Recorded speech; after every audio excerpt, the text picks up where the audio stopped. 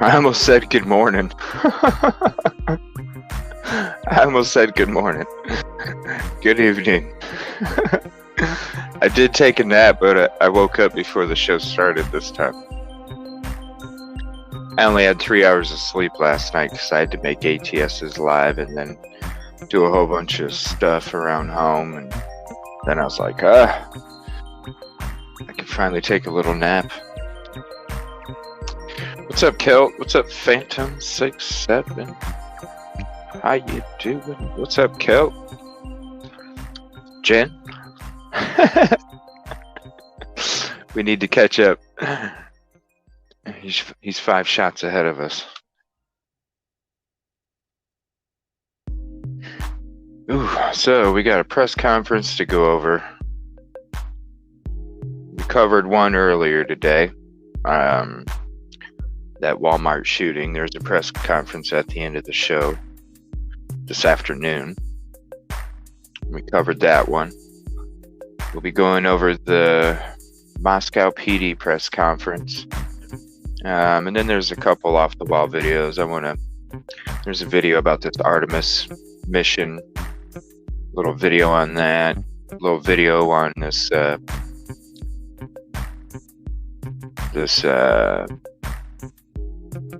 what are they calling it? Like a triple banger or something?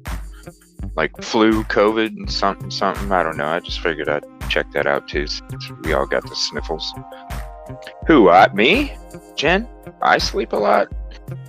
If you only knew, I don't really sleep that much. I probably get about... I've always been this way, though. I never needed a lot of sleep. Yeah. Well, maybe tomorrow we can do that. I was thinking that if everybody can get on Twitch somehow, we can play Jackbox games together. If we can get everybody on Twitch somehow, I can host the game show and everybody can participate with their phones or tablets or computers, and we can all be in a game show together. If we can get everybody over to Twitch. The only reason you'd have to watch it on Twitch is because of there's already like a 5-second delay, maybe 4-second delay when it comes from the video game to your TV screen. So then if you add a YouTube destination on top of that, then it like adds the delay even more. And some of the games there's a timer on it. You only got like 30 seconds, especially Trivia Murder Party. That game is a blast. And but there's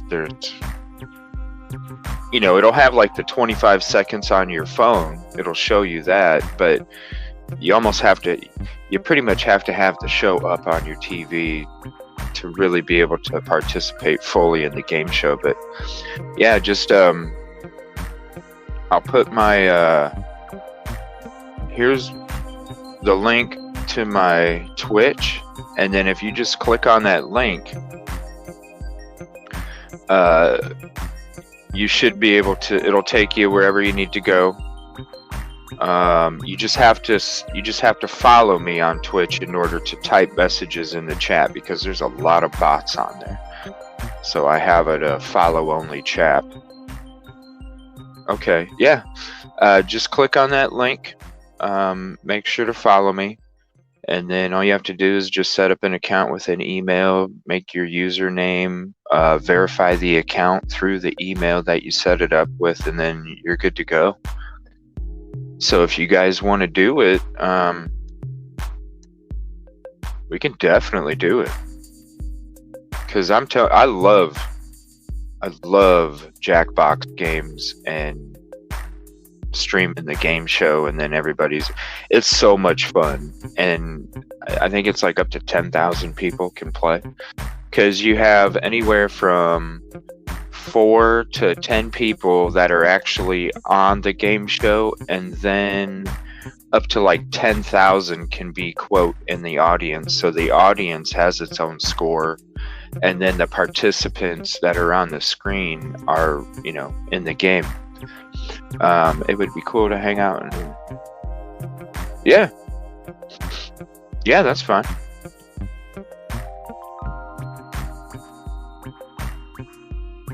Yeah.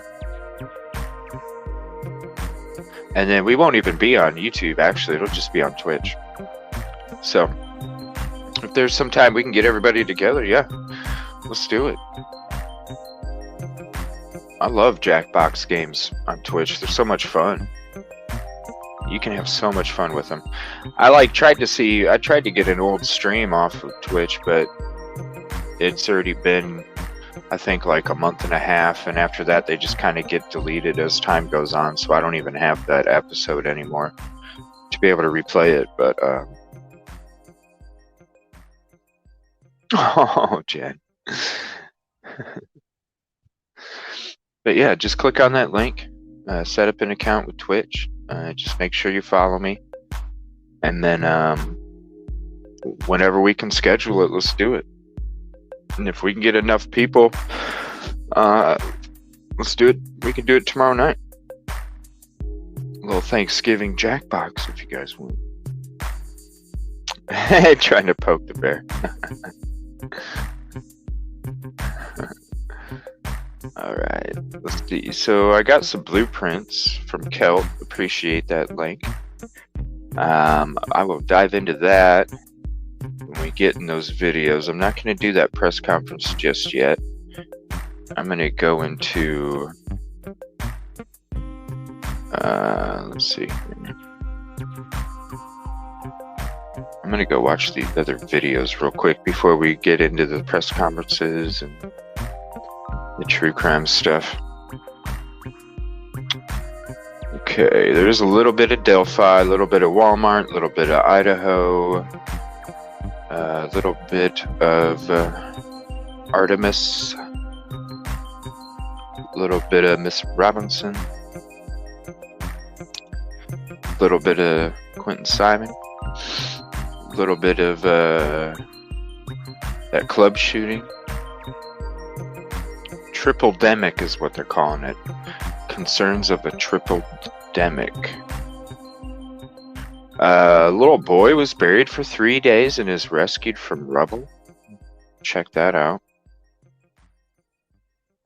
Alright.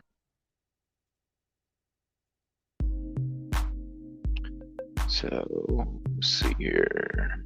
Yeah, we watched some videos on that earlier as well. In Chesapeake or Roanoke, I'm not sure. They were both tagged in it, so I think it's Chesapeake then.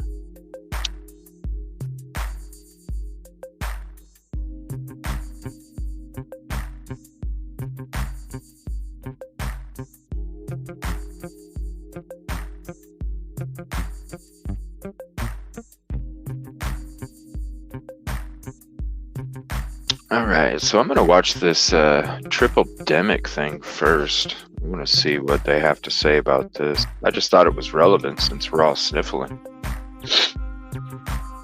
Alright, let me turn down the music. Boom, boom, boom, boom. What's up, Cute Kitty? How are you doing tonight? Bum, bum, bum, bum, bum, bum, bum. I just love the beat of that music. Glad it's free. Kip Kitty Kelt is 5 shots ahead of us. We're supposed to catch up.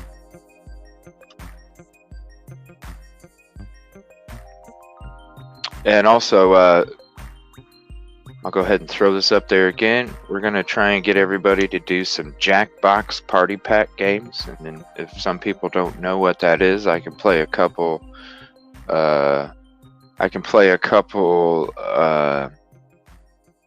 trailers just so you can have an idea of how it does work. If you guys wanted me to, just let me know. I'm going to check out this triple-demic thing that they're talking about. This is from News Nation. And a simple cough could turn into something worse and keep you from your family gatherings. Doctors are concerned about a triple-demic: RSV, flu, and COVID-19. RSV is surging unseasonably early this year, infecting babies and young children all across the country. At the same time, an unusually early and severe flu season is on the rise. Then we add in COVID, which is still impacting tens of thousands of people every single day, with a more contagious Omicron subvariant taking over. So let's bring in Dr. Monica Gandhi, professor of medicine at the University of California, San Francisco. Doctor, thank you for joining us. So now we're talking about this triple-demic risk. Is one of these illnesses maybe more concerning than the others? So it actually depends which age you are. So think about RSV as affecting kind of the extremes of age, very young and much older.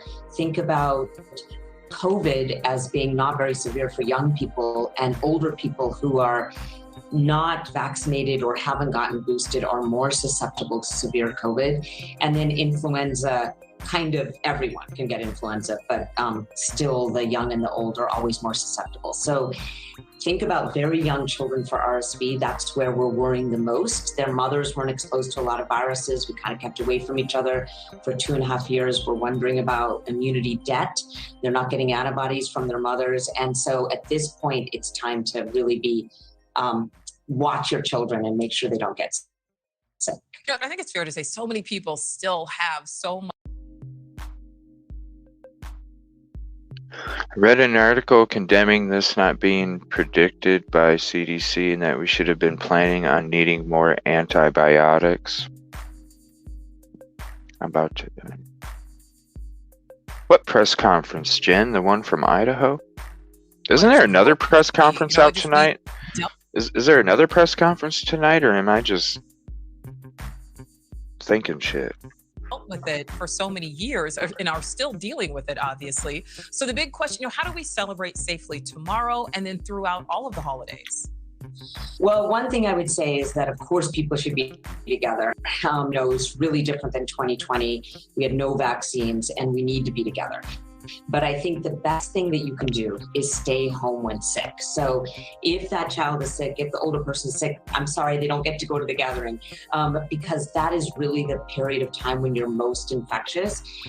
Certainly keep ventilating. It's a good thing to have your windows open a little bit if you can. And then actually, just as you say here, do not cough into your hands. All good statements there. Into your elbow, and always wash your hands. That's good for everything.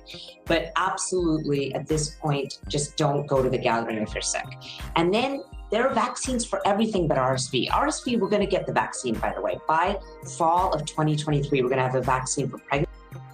No, I didn't forget already. I already have it saved in my show folder here. I already have it saved, Jen. I don't know what you're talking about. I was asking if there was another one. Women, for very young children, and for older people. For right now, flu shots are available from 6 months on. If you are over 65, please get a higher dose. And then COVID boosters, especially if you're older, that is the group that I'm really pushing it. Over 65, please go get that bivalent booster. Booster. You always need a booster. 2 articles from one paper. One says the booster isn't giving protection. Second says booster is giving protection. So which do you believe? You know. All right, we checked that one out. So we're going to remove that one. Let's see. I wanted to go to, where's that rocket one? I want to go check this rocket one out real quick. 25 minutes. What? The space industry is at a turning point. NASA's Space Launch System is about to fly. With it, the new Orion spacecraft, a collaboration between NASA and ESA, will target the moon. The Artemis program will play... Let's see. As far as the United States is concerned, low Earth orbit is now the province of corporations. With Boeing looking into the future of space exploration, the Artemis program will play a big part in taking humans back to the moon and as a foundation to explore other planets like Mars. What are Artemis's stages, and how will it take us to the moon and beyond? Being so small, they can be deployed in new ways. That's a long video. We're just gonna have to save that for another night. Okay. Let's see here. Maybe you should have slept. Why should I have slept a little longer? Why did you ask me? No, okay. I was asking if you were talking about another press conference, because if you remember when we were chatting earlier, I was saying that I thought I heard there was some other press conference coming out later tonight as well. And so I didn't know if that was true or if there was just that one. I don't need to sleep anymore. I'm good. Let's see. Rest of my life, they're going to push shots on me, and here I am after the bad reaction, thinking I never want to. Yeah, I know.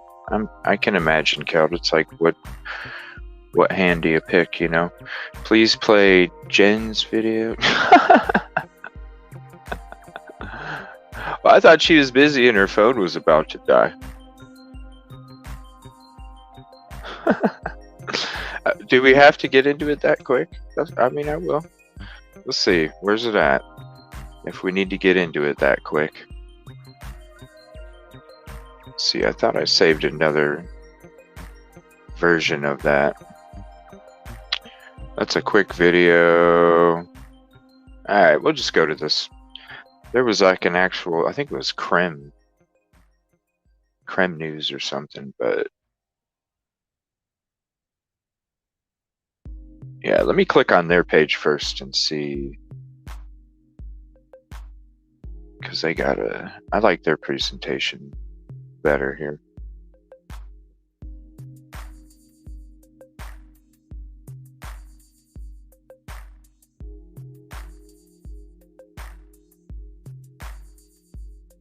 No, she's not denied. I'm trying to find the actual. I like this KREM2.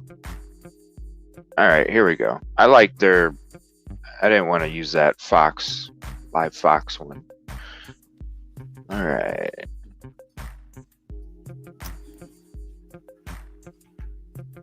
Good afternoon.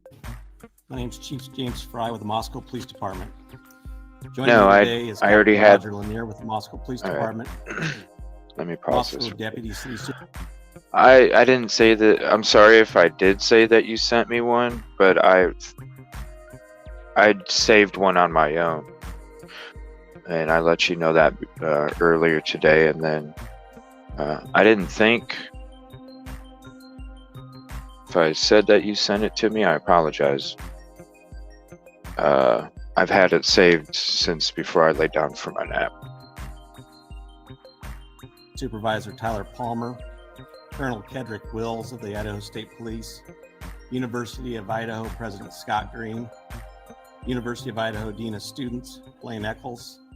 So I was watching it before you. Bill Thompson. I was actually watching it when it was live. We are thankful for all the tips and leads the public has provided in Ethan, Xana, Kaylee, and Madison's murder investigation. No bit of information is too small, and every tip will be pursued. So far, this information has helped investigators build a picture of the areas of interest and the relationships these four had with each other and our community. We still believe there's more information to be gathered, which will continue creating a window through which we view this case. We all want to understand why this happened. And if the music's too loud, let me know. I'm just going to let this play for a little bit since it's a 25-minute press conference. I do have some other videos that I saved as well that have quick snippets of it and kind of breaks it all down. But if we will watch this, the full press conference, I'm just going to go ahead and play it for a bit. And what drove someone to do this? The families of those involved and our entire community deserve to know. We ask anyone with any information related to what happened with these four who are in our community, their interaction with others, and whether they expressed concern or commented about someone or something strange, to get that information to us. Even if you don't believe it is relevant, investigators will review and determine if and how your information builds the picture. Sometimes what a video or picture doesn't show is equally as important as what might be there. Information on how to submit tips and updates on the investigation can be found on the Moscow Police Department webpage. We continue moving forward to understand why this occurred in our community and seek answers to bring justice for the victims and their loved ones, because they deserve it. I personally want you to know we care, and we will continue to work hard to get these answers for these individuals. At this time, I'd like to introduce Captain Roger Lanier for an update on what we can currently share about this investigation.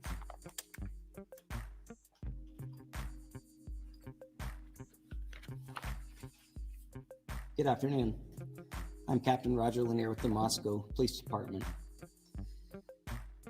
I want to assure you first off that the loss of Xana, Kaylee, Madison, and Ethan remains the highest priority for the Moscow Police Department.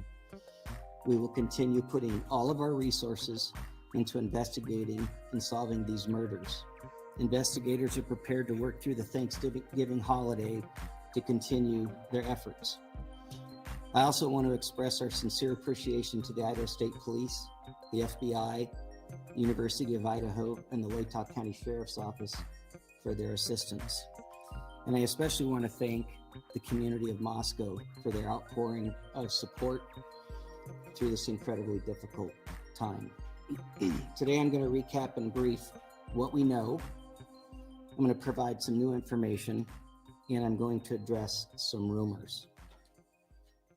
On the evening of November 12th and into the early morning hours of November 13th, Kaylee and Madison arrived home at approximately 1:45 a.m.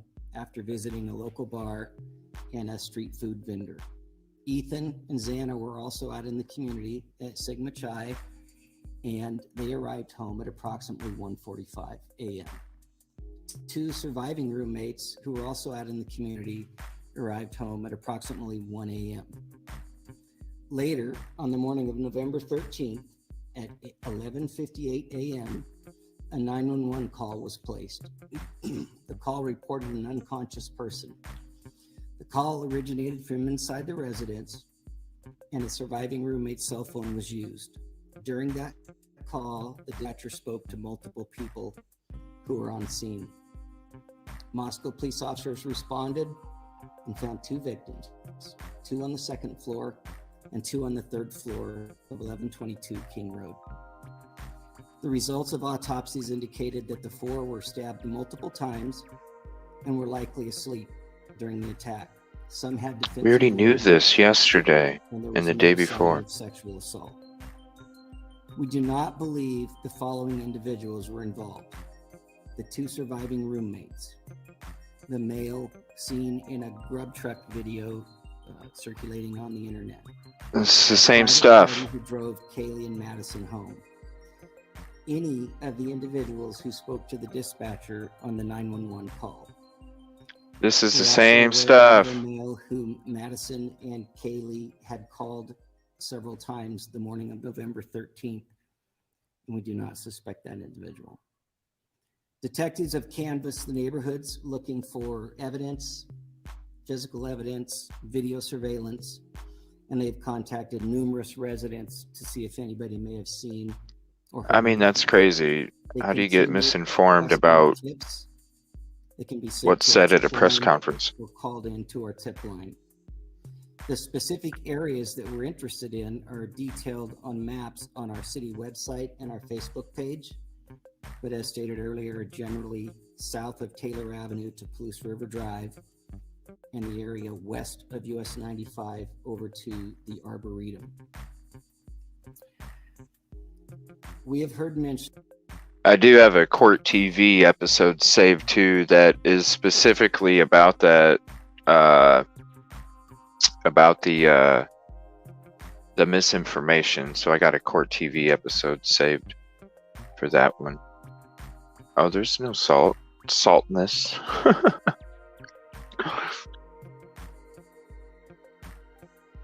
That Kaylee stated she may have had a stalker. Detectives have been looking into that. And It's just a 35-minute update, and you're repeating stuff that you already said, you know? And tips regarding that report. I don't understand how somebody can get misinformed about a press conference. I mean, we watched it, and we jotted everything down. And, you know, if the misinformation is coming from the people that are talking about it, and we're not misinformed, you know.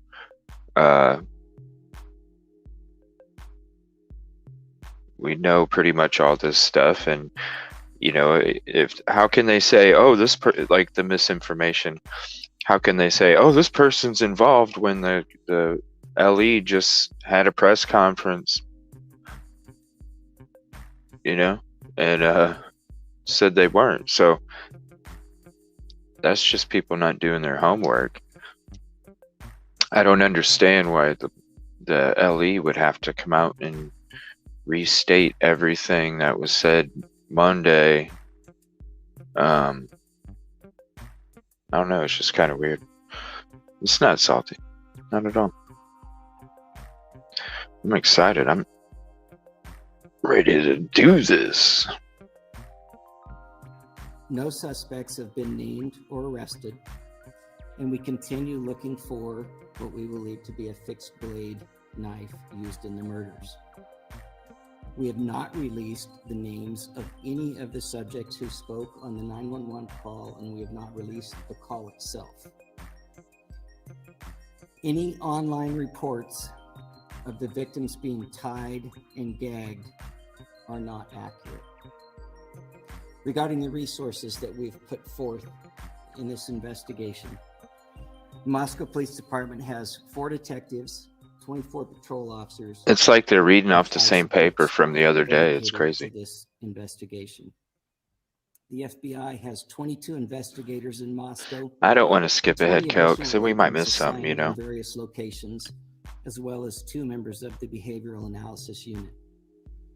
The Idaho State Police I don't want to has miss 20 anything. investigators, a public information team, a forensic services and crime scene team, and 15 uniformed troopers who have been valuable in helping provide community patrols and safety patrols. We very much appreciate their support. This is our highest priority. It will remain our highest priority.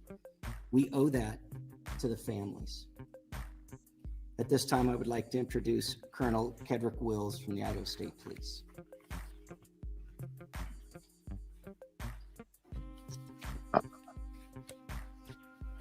Thank you, Captain, and thank you for those that are in attendance today for your attendance. We really appreciate this. What has affected Moscow and the community here has affected all of us as Idahoans. We have a way in Idaho that the communities come together in tough times, and this is one of those tough times. Leads from the community are important, and as the captain spoke, no tip is too small, and we would urge anybody that has any information whatsoever to please provide that to help us solve this case. The lead agency of this case is Moscow Police Department with Chief Fry and his dedicated team of professionals, and the Idaho State Police's role is to support them and their good work here. There is an awful lot of efforts going on behind the scenes, and I'll explain why it's behind the scenes in just a moment. But what can't be seen isn't always known of what we do in law enforcement, and I'd like to explain that in just a moment. But the Idaho State Police and the FBI continue to provide resources to this investigation. I would like to speak for just a moment, if I could, not about this specific case, but rather an overview of how cases are investigated, so that maybe it'll give some sense of the why of the timeline here. We understand you want answers. we want answers too. But these take time. And if I could explain just a minute about the process here of what we go through, just general investigations. So we use in advanced investigative techniques and crime scene processing. So what happens when a call comes in, the original officers, the first officers that respond to a scene, and then once that they've got their work there and determined that they need some additional investigative assistance, then they call investigators to come and help process that scene. And oftentimes it requires a forensics team to help process that scene. And when I say process the scene, what we're looking for any evidence that may help us to be able to find the people or person responsible for what we're seeing. And so we're collecting biological evidence, we're collecting latent evidence, whether it's shoe prints or tire marks or anything like that. We're trying to collect that evidence. We're trying to we do that through photographs, we do that through 3D mapping to be able to map the scene. We identify and we mark evidence, and then we collect that evidence. And then we look for any evidence that we think may be helpful. And once that is done, then we package all that evidence up and we send it off to forensics laboratories to be analyzed to see if. Jen, if there was a certain part of the press conference you wanted me to go to, just let me know. If there was a certain part of the press conference you wanted to talk about. They can help provide clues of what's happening. All of this takes an immense amount of time. The reason this is important to understand is because it's important that while this is such a tragic circumstance that we find ourselves in law enforcement, we believe we owe this to the surviving families to get this right. And so we're not willing to sacrifice speed for quality. We do testing for blood, we do latent print processing, any documentations for anything at the scene so that we can reconstruct that scene at a later date. If I could share just a few statistics of this particular crime scene. At this crime scene, we collected 103 pieces of individual evidence. We took approximately 4,000 photographs. We've conducted multiple 3D scans of the residence. Wow, that's a lot of photographs, 4,000. Used by technicians and investigators, including our forensics team and detectives from multiple agencies. We've processed over 1,000 total tips and conducted 150 interviews. I hope that you understand that gives a little bit of a perception of just how complex this case is. We have the utmost confidence in this investigation and that this investigation will be done right. We ask you and we ask the public to please remain patient as this investigation unfolds. And please rely on official sources of information. Right. We really appreciate the media's assistance. We know you have a job to do. We know that you're professionals and you do it to the best of your ability. And we're thankful that you're here because without you, we could not get the correct information to the community that could help us solve this. So I can't overemphasize how much I appreciate and we appreciate in law enforcement your willingness to do this. What you are doing matters. And it matters in what we are committed to doing, and that is to the best way we can think of to honor these victims and their families is to conduct this investigation correctly. You know, I'm surprised that with how sloppy and how much this person or persons are cut up from how sloppy the scene was. I'm very surprised that somebody hasn't said something by now. Somebody that knows the person or persons. I'm just surprised because I don't know how if you're tied to the area in any way and then you have cuts all over your hands. I mean, it's Wednesday now. You had Sunday, Monday, Tuesday, now today. I mean, so I would assume somebody would have to notice something, and then somebody would be thinking and then making a call, or I don't know. It's just weird. Finally, I'd like to share that I've been in regular contact with Idaho's Governor Brad Little throughout this investigation. Governor Little is making available up to $1 million for expenses related to this ongoing investigation. As you heard, the resources that are here in Moscow and throughout with this investigation, you can see that those expenses would add up quickly. Like all Idahoans, Governor Little is deeply saddened by the loss of these 4 bright and promising young lives.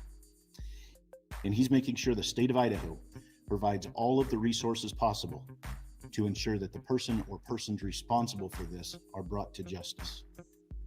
And now I'd like to turn the time over to the University of Idaho President Scott Green.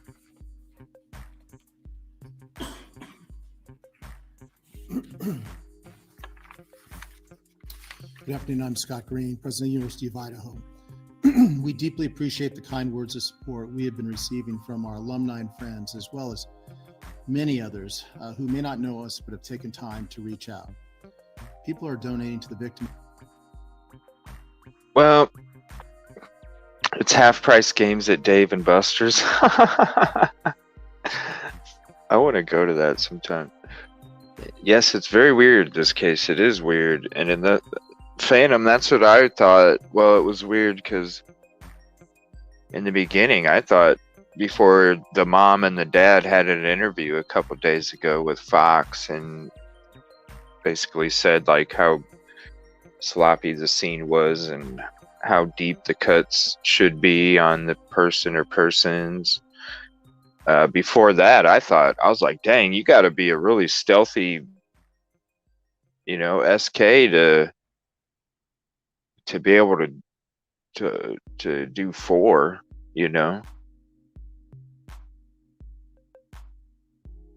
I figured, dang, you gotta be experienced and stealthy to be able to do that where nobody heard anything, and then there was 2 people alive still in the house, so it was like, dang, this dude must have been stealthy and effective and experienced. But then after I heard the parents interview, then I'm like, oh, it sounds to me like it could be an SK and this is his first one or maybe second. Yeah, like that's to, not only the act itself of committing those crimes, but all that adrenaline that would have to be going through your body just because it's something that's not natural. And how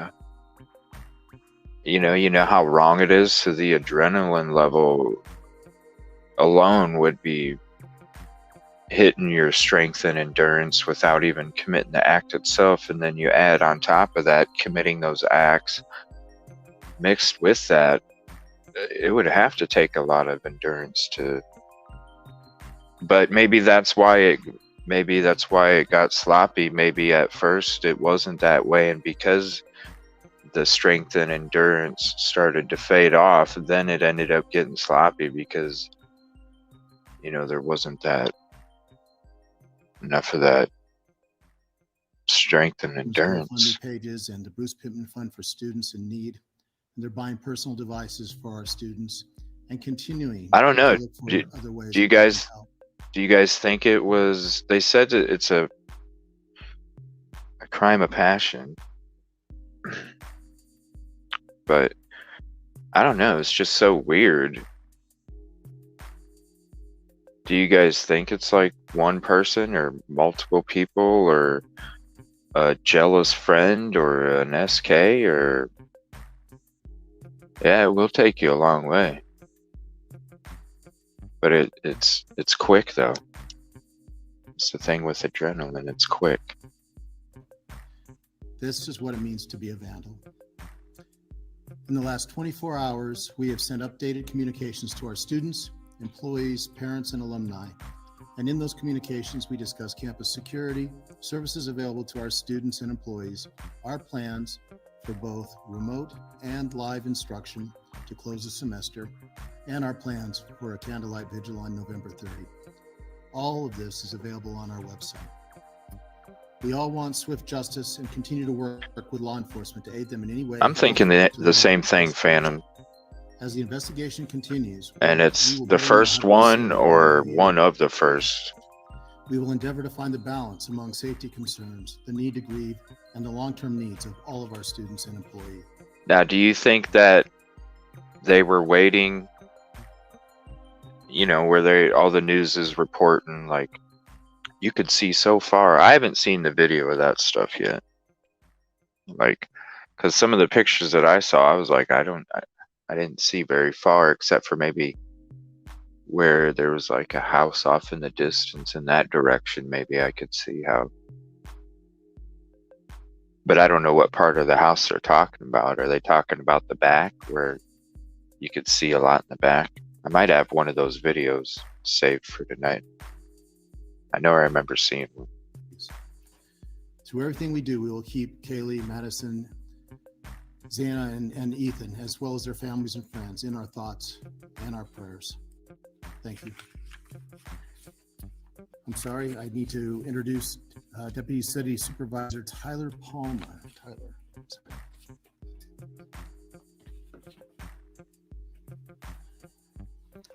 Good afternoon. My name is Tyler Palmer. I'm Deputy City Supervisor with the City of Moscow, and I'm here today on behalf of Mayor Arthur Betke, the Moscow City Council, and Moscow City Administration.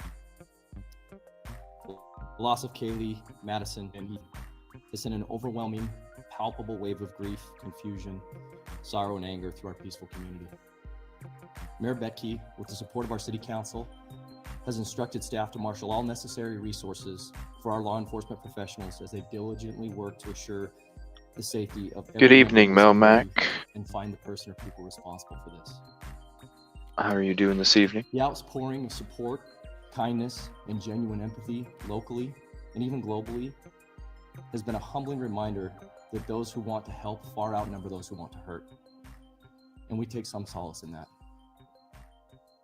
To all of you who've reached out, sent letters and cards, provided food for those working around the clock on this investigation, and offered other resources, we thank you sincerely. These continued acts of charity and humanity remind us why we live in this tight-knit, caring community. The City of Moscow is committed. At least they got a lot of different people talking on here today. And will continue to dedicate whatever resources are necessary for that effort. We are thankful for the immense support from the University of Idaho, Lake County, Governor Little and his office, the Idaho State Police, and the Federal Bureau of Investigation. Moscow is my home.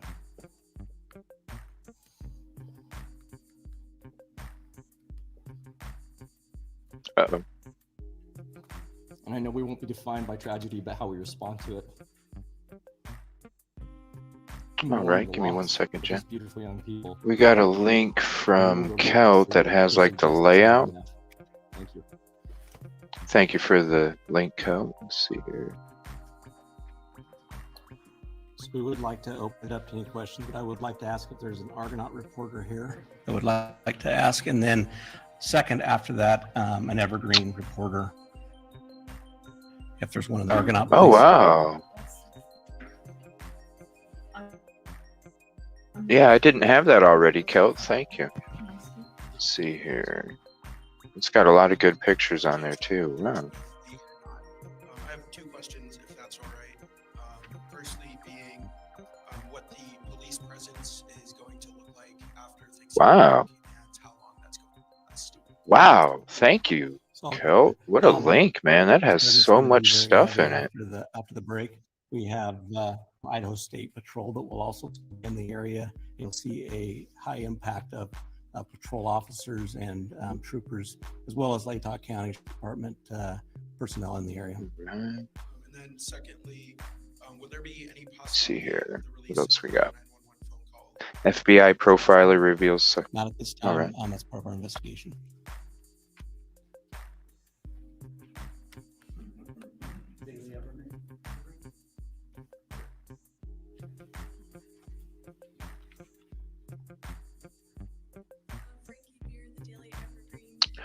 I know I need a bomb sound emoji or audio.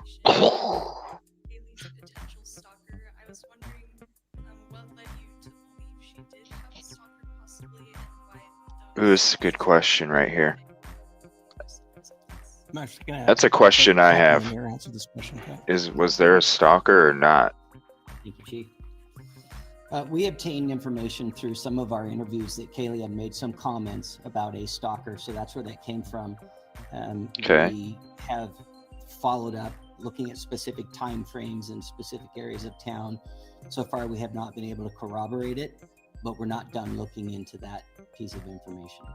Huh. So they're not sure. Dan Springer, Fox. But she did make comments before, I guess. Okay. Sir, why not tell the public who the target was? You've said that this was a targeted attack. Why not tell the public who was targeted? If it was multiple people, it would go a long ways to telling the public what you're looking for and who you're looking for, the type of person you're looking for. Why not do that to alleviate some of the fears out there in the community? Well, first and foremost, we have the integrity of the investigation to preserve. And we feel like that information is integral to us and how we conduct our investigation. Releasing that to the public may or may not flood us with a lot of information that's not relevant. Since you're back, was there a certain part of this press conference you were wanting me to go to that you wanted to talk about? We're looking at. So we do want more information, but we don't want to put our He's not what the media first pointed him to be. I do have a video saved about the suspect for that, but I haven't watched that one yet. If it's like local news clips, then I won't pre-watch them because I already know everything's going to be cool. But I do have something about that. Go ahead and explain some more if you'd like to. Otherwise, we'll get into that video probably in about a half hour or so. Investigation in jeopardy by releasing what we have. There's always a balance between what you're willing to release versus what you're trying to gather. We told the public very clearly from the beginning that we're looking for a knife. Yeah, I know. I thought in the beginning of the chat you were wanting to get to this video or something. I thought somebody said you were wanting to get to this video quick so you could talk about it or something. So I didn't know if there was like a certain part of it. Because we made about 20 minutes of it so far, but I mean, the only new thing that I've heard was that they're not sure if there was a stalker or not. So other than that, it was stuff that was already repeated. So we'll just keep playing and told see. The public very clearly from the beginning that we believe it was a targeted attack. I mean, to be honest, you're going to have to trust us on that at this point because we're not going to release why we think that.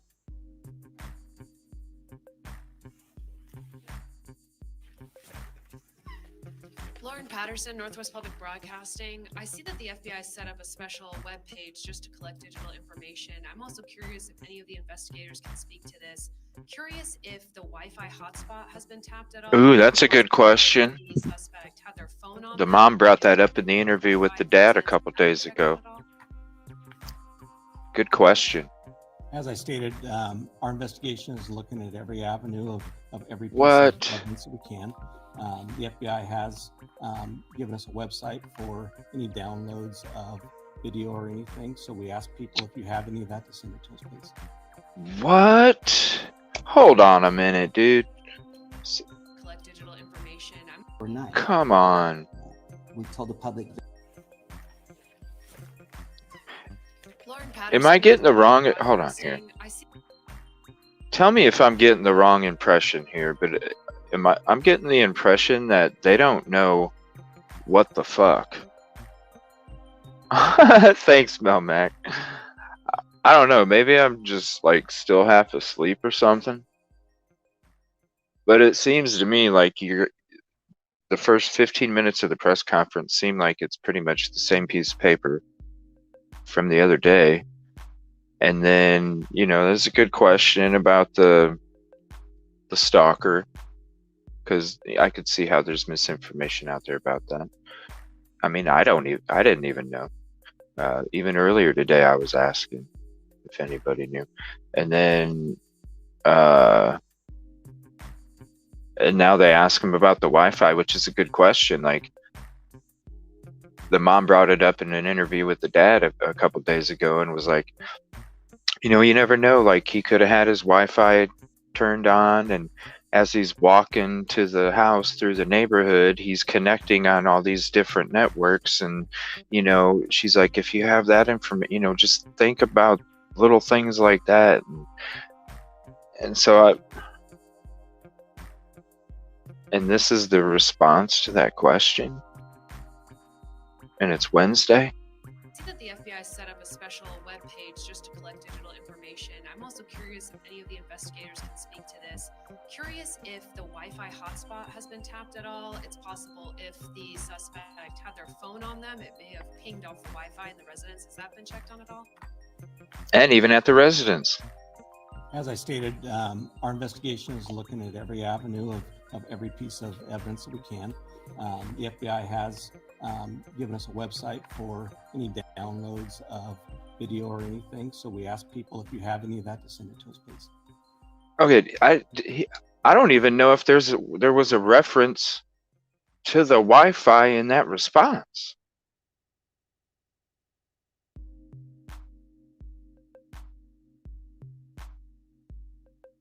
Really, Melmac? ABC. Yeah, let me know if there's a link to a video from a local news or something. Yeah, like to me, it didn't even seem like there's anything that had to do with Wi-Fi in that response. I'm just getting the impression that they really don't know.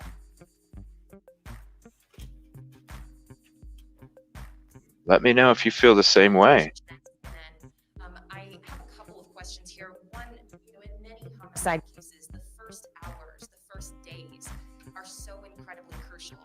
Now that we're moving into a window that's further and further away from the incident, does that concern you about the ability to arrest a suspect, or do you have information that you simply can't share with us that makes you confident that you're close to solving this?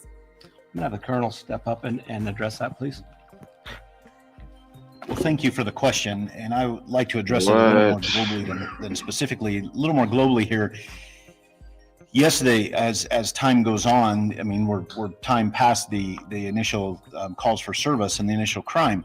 However, we also, as time goes on, are able to process the forensics evidence, any forensics evidence that we may have collected. And so that helps us. And we're also able to process the tips that continue to come in, which may help us. And so while time in one respect is not beneficial, in another respect it is, because it helps provide us with that whole picture of with all of the information that we're gathering, whether it's evidence or tips or any other information that we're gathering.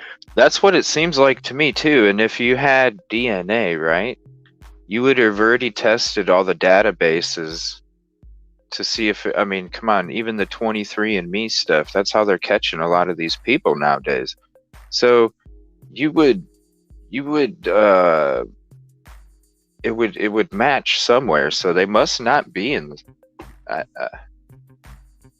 I don't know. It's just weird. Like, what kind of evidence do you have if you don't have DNA? A footprint? I mean, I don't know. Gathering, it may help us to provide a clearer picture, and so it may help answer those questions that we're seeking. Oh, let me see. 24 minutes ago, arrest warrant issued. Is it the same link? Let me see. Yeah, let me get through this here real quick. Thank you again for that link, Kelt, with the layout and all the pictures and videos in that link. That was a great link. As the attacker visited the first floor where the two surviving roommates were. That information will not be released at this time. It's part of our investigation, and I would think they'd probably be arresting the best friend first, if he's supposed to be the best friend. I don't know that. Or it could be the final assault, that too, because maybe somebody's talking now. As we stated earlier, there's yeah, that was a great link, Kel. So much stuff in it. Sorry if we don't get to it tonight,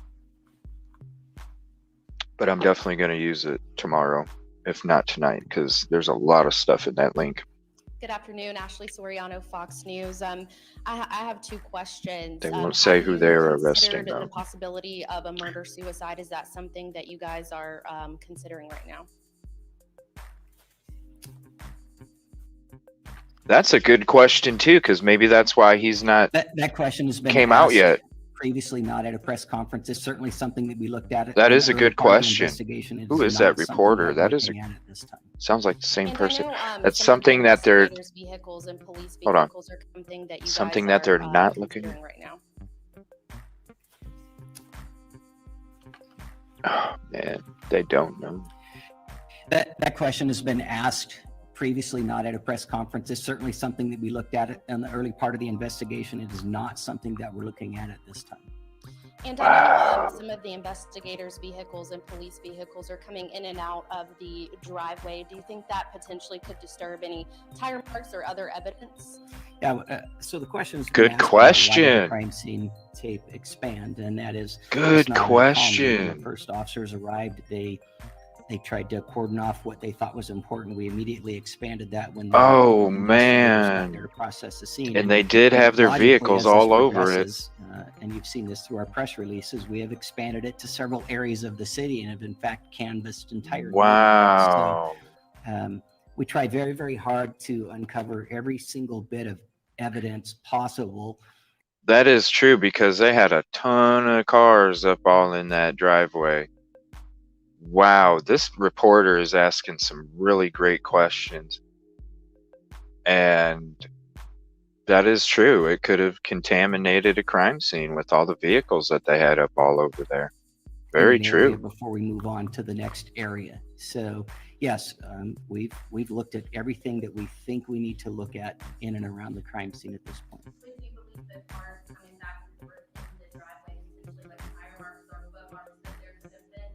Well, it's a gravel parking area, so I need to find out who that reporter is and follow her on Twitter. Great questions. Wow. How are you folks holding up? How are your detectives and officers holding up? And Chief, you mentioned that detectives are prepared to work tomorrow on Thanksgiving. So what is the expectation that they will be? That is correct. We're going to have many detectives and agents working all the way through this incident. I thought it Our was you people that sent it to are, me. Dedicated. Our people care about this community. Our people want to ensure the community that we're here to bring safety and we're here to get a resolve on this. So we will continue to push through. We'll give people time off as they need it, and we will continue to take care of them. But we're gonna keep pushing on this until we come to a conclusion. It was from so many yesterdays at Gmail. Is there any plans to increase security for the Apple Cup on Friday? My bad, Kelt. I thought that was you.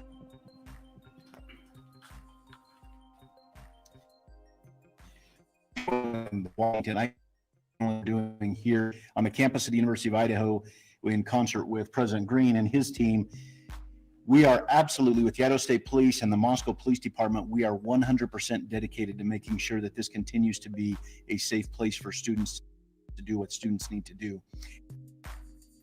And so that's why we have so many uniformed troopers here that aren't necessarily assisting with the investigation, but rather here to help with the campus security. And President Green and his team have been fantastic in helping to strike that balance to make sure that we have law enforcement resources here. I thought it was. I can't speak what's going on anywhere else. I can tell you at the University of Idaho, we have See, I wasn't a lot wrong, of state Jen. troopers and a severe increase of state troopers and Moscow police officers here, both on campus as well as throughout the community. Said it was Kelt from the first place. John, ABC News. Are investigators looking at any possible connection to an unsolved double stabbing in the Salem, Oregon area about a year and a half ago? Specifically, Ooh. 2 people stabbed in their home in the middle of the night. Long knife. No Whoa, suspect. hold on a second. One died, one survived. Moscow police Because, officers both on like I campus said, it as might have well been as his throughout the first or second. I want to. Where did this Salem or? John Goodell, ABC News. Are investigators looking at any possible connection to an unsolved double stabbing in the Salem, Oregon area about a year and a half ago? Specifically, 2 people stabbed in their home in the middle of the night. Long knife. No suspect at this point. One died, one survived. I think we're looking at every avenue, and we have other agencies reaching out to us with other cases and stuff that we are doing follow up on. And we will Copy and continue to paste follow up on answers, those. Are you aware man. of that case? Actually, I had a tip come in on that case, and I forwarded it to our tip line. Okay, one more question. Can you confirm Copy the and bodies paste. have been released to the families or are being so released today? I believe they have been released to the family, and I know that I believe one of them has already had a funeral. I'm disappointed in this press conference. A lot of great questions from that reporter. All right. What else? I think he's just going to say the same thing. Is he just going to? I didn't see this part 3 times or once or anything. Into the possibility that the murder weapon is linked to the ROTC program, and also you mentioned that the analysis unit is Good question. Will we be able to hear anything from them about a working profile that they possibly have? Good question. And on that note, have you guys ruled out the possibility that the killer might be a female?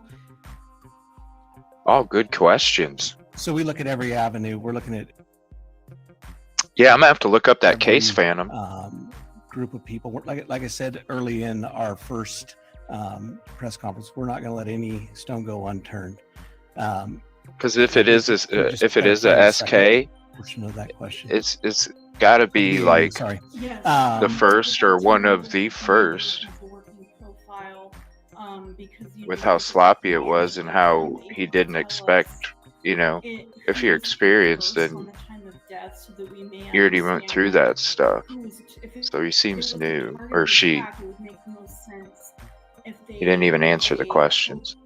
One of the roommates first, and then maybe the other two. I'm not. Sure. This is not speculation. I'm getting off topic. My question is are you guys looking at a working profile? Have they come up with anything new regarding the motive or intentions of the killer or killers? The BAU unit is working diligently to do what they do. Will that be provided? I'm sure that may be provided once the conclusion of this case comes together.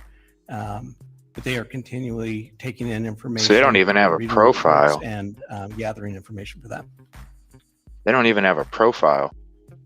Good afternoon, Chief. Amanda Rowley. Well, Welcome to. they don't even have a profile. With some of the cars being searched this past week. Wonder if you can squash some of the rumors and that speculation. Is there anything you can share specifically on the white car out front, and then a follow-up for the university? White So I'll have car. Captain Lanier go ahead and come up with that. Huh? Well, we have looked at a lot of different vehicles. I'm assuming you're referring to the vehicles that were in the parking lot at the time. Yeah, so some of those vehicles belonged to the victims and some belonged to other people in the house. And so for us, that's part of the crime scene. As I mentioned earlier, the crime scene was expanded out through the parking lot. So we wanted to make sure that we looked at those prior to releasing the crime scene. It was part of the Kel. investigation that night. For the university, is there any additional information this night they can offer about the candlelight vigil, maybe what we can expect from that? And then Why? What happened, Jen? Yeah, that's funny, Cole. Why? What happened, Jen? Has done a video. Thank you so much. I appreciate that, Phantom. Let me write that down real quick. Let's see here. The Inquisitor.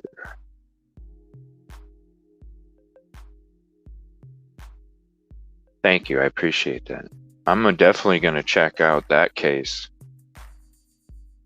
We'll talk about that one and this one. I'll check. I don't know if we get through everything tonight, then I'll check that one out a little later so we can get to some other stuff. And then if we do have time, we'll get back to that tonight. If not, we'll get into that tomorrow because he didn't play any of this. Oh. Yeah, it's like it's copy and paste answers, and they have no profile. to light the night on November 30th. Thank you for that. I'm going to turn this over to Blaine Eccles at this point. He's actually planning the whole event.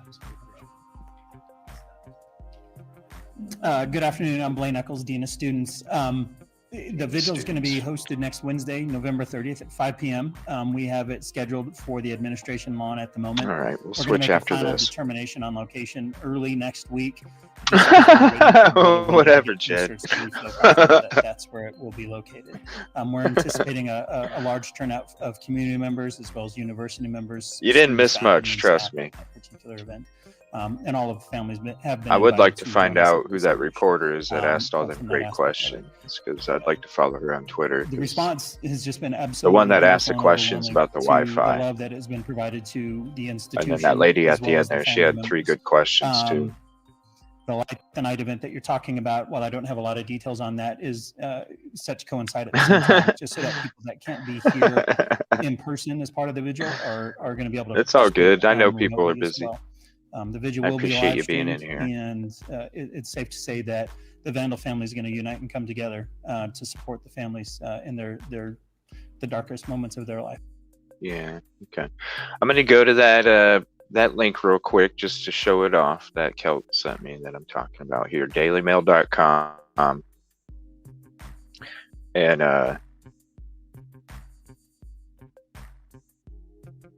like it's got these floor plans. It's got different pictures that we got at the layout. Some more floor plans, roof system, video there, more pictures, zoomed in pictures, pictures from Zillow, a video. Like, great link. Great link. Look at all this stuff. It's all in one link, so I appreciate that. And look at this. Like, all in one link. Yeah, and thank you, Jen. Let's see here. Here's another local from Charlotte. Okay. Yeah, I appreciate the local news links. It just makes it a little easier to do the crediting.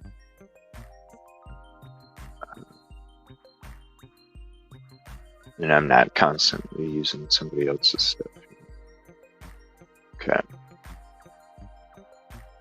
Let's switch to YouTube here.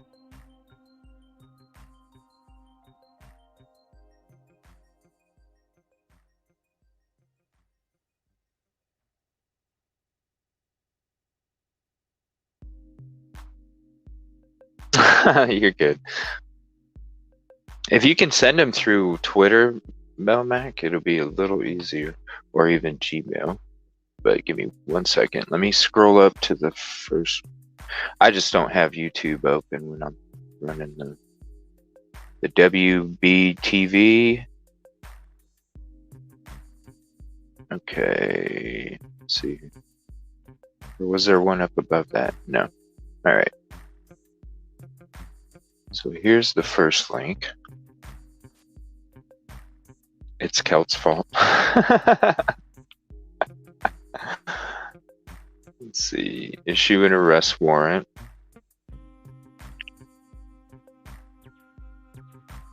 Is this? No, that's Toys for Tots. Let's see. Mexican authorities have issued an arrest warrant in the death of Shaquilla Robinson, a Charlotte woman who was killed in Mexico last month. Multiple Mexican news outlets reported Wednesday night. Let's see. An arrest warrant has been issued.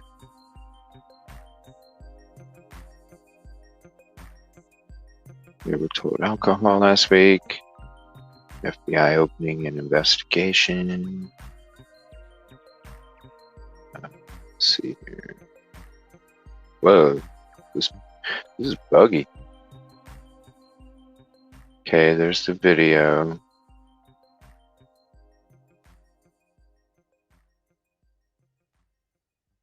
Wow, it's not even loaded all the way. That's weird. Paint room. Oh.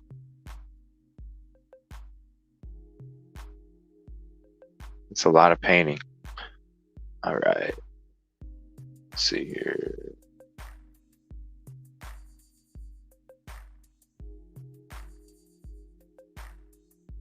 It's like not even loading all the way. It's weird. All right, let me click this other one. Yeah, I think that, I mean, that's an interesting case there, Phantom.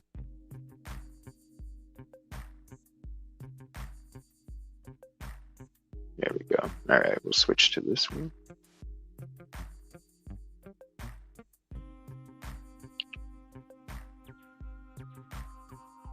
All right. Arrest warrant issued for friend. Why is this? Come on, get rid of it. Get rid of it. No. Can I? There. No? I can't pull it up. Come on, get rid of it. Arrest warrant has been issued. Let's see here. Charges of femicide. So that's would that be the first one? Is that what they're referring to then? I may have had a little too much coffee. I've just had a couple sips. I know, Phantom. I don't know if you and me are on the same wavelength here.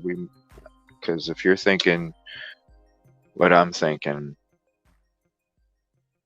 see, we are carrying out all the pertinent procedures such as the Interpol alert and the request for extradition to the United States of America. It's about 2 Americans, the victim and the culprit. So they said culprit, not culprits.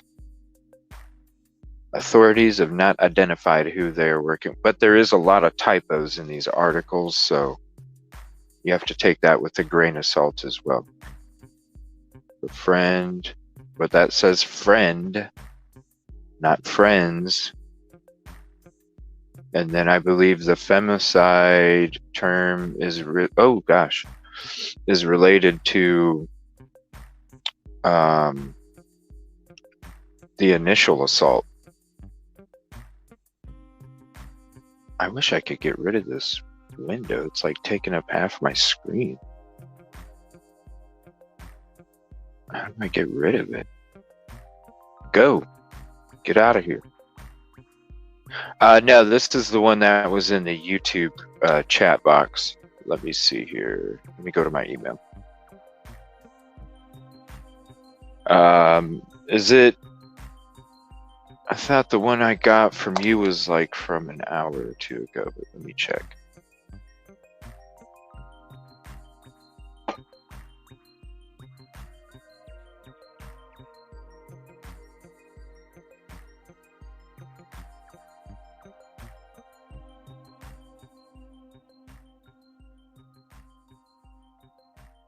What's up, Sky? How you doing? All the way from India. Wow.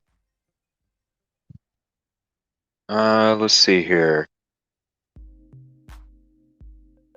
Is it the one you just sent me, Jen? Like just right now? Is that the one you're talking about, or the one from 7:41? So about 20 minutes ago. I'll click on the one you just sent me. Wow, all the way from India. Thank you. Let's see. All right, we're going to that. Okay, let's get rid of that. Let's see, prosecutor issues first arrest warrant in the death. Oh my lord. These pop-ups. Thought I had a pop-up blocker on here. Baja California, Sir Attorney General Daniel De La Rosa Anya has confirmed that an arrest warrant has been issued.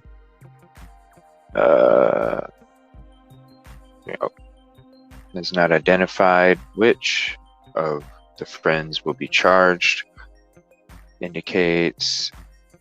So the report indicates that the person has been identified as the direct aggressor and is wanted by international authorities on charges of femicide. This case is fully clarified. We even have a court order. There is an arrest warrant issued for the crime of femicide to the detriment of the victim and against an alleged perpetrator, a friend of who is the direct aggressor. Actually, it wasn't a quarrel, but instead a direct aggression. Shortly after the arrest warrant was issued, members of Robinson's family were notified. This is what we've been waiting for somebody to finally be held accountable and arrested. I just can't wait for justice to be served. Well, I appreciate that, Sky. Thank you. That's kind words from you. I'm in America. I don't know. I can't keep. I know. Sometimes it's hard for me too, Jen. It's all good. Yeah, I mean, all this stuff is coming up so quick anyway, you know? So, I really do appreciate it, even if we don't get to some of them. These pop-ups! Come on. Okay. That's crazy, though. So, they're basically going to be charging... Let's click on the video. If I could get rid of this pop-up, that'd be beautiful. American tourist in Mexico. The FBI has now opened an investigation into Shanquella Robinson's mysterious death. Thank you, though, Matt Sky. I Rivers appreciate it. in Mexico City for us. Matt. Good morning, Robin. We've been covering the story for more than a week now, and with this new information that evening and overnight, more questions. Buggy, come on. Now. This morning, a family looking surrounding Oh my gosh. Shanquella luxury resort during a. The FBI All right, now hold on 1 second. What the heck? It's like everything will be good for a while, and all of a sudden, Is it in Mexico? Good morning. what the heck? Is Good it the morning, video? Robin. We've been covering this story. It can't be. Just came out yesterday evening and tonight. More questions than ever now surround the death of Shanquella Robinson here in Mexico. This morning, a family looking for answers surrounding the death of North Carolina native Shanquella Robinson at a luxury resort during a vacation in Mexico. Please make sure you like the FBI video, now too. investigating as a bombshell new development has emerged. Sub and share. Mexican authorities say the American tour and the medical professional site may have been working on the 25-year-old for 3 hours Jen. before police arrived on the scene. According to local Spanish language reports, one of the guests staying at the resort called for help around 2 p.m. upon arriving, informing medical professionals that she had, quote, drunk a lot of alcohol. A doctor reportedly said she was You guys stable in but chat. dehydrated, suggesting she be treated at a hospital. The guests, however, insisted she stay in the villa. Law enforcement authorities held until later, eventually declaring Robinson deceased just after 6 p.m. Those reports differing from an autopsy obtained by ABC News, listing that medical professionals arrived at the villa around 3 p.m. Hey, it takes a lot to do this, you know. It really does. You don't just click a button and chill back with your hands behind your head. You know. p.m., declaring her dead within 15 minutes, citing the native died from a spinal cord injury, dislocated neck. Oh gosh, what's going on with the... This morning, a new video Shanquella at some point. Oh my gosh, the audio on here. Dead body. And you know, that just make me wonder, you know, that was playing all the time. This on the heels of the now video. It was planned? We got our first dead body. This more video surfacing showing Shanquella resting in a hammock at some point before the trip turned deadly. Buddy. I heard some stuff, you know, dead body. And you know, that just make me wonder, you know, that was they playing all the time. This on the heels of the now viral video, too violent to show, of a female roommate appearing to assault Shanquella. They just stood there and watched and didn't even try to stop it or break it up. She wasn't even Right. fighting back. They attacked her. I Over know. the weekend, the community gathered to lay once vibrant businesswoman to rest. Justice can't come snuff for the Robinson family. To let me know that my daughter's being murdered wasn't gonna go in vain. That somebody's gonna be prosecuted. You know, and I wanna throw a link up for somebody because I watched Crazy Crime Chick on YouTube. I missed her stream tonight because I needed a nap.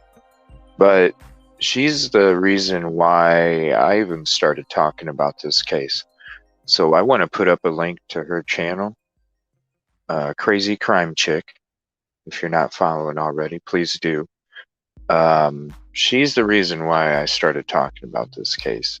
So I want to thank her for putting it out there in the beginning. And I just want everybody to check her out too. She does a lot of hard work when it comes to all this stuff as well.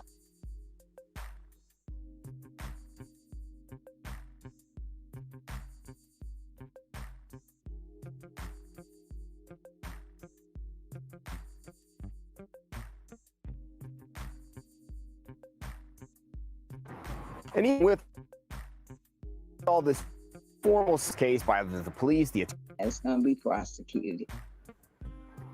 And even with all this new information, no formal suspects have been declared in this case by the police, the Attorney General's office here in Mexico. So a formal conclusion surrounding this seems very far away at this point. Yeah, Guys, but many hear from those friends, especially after that video.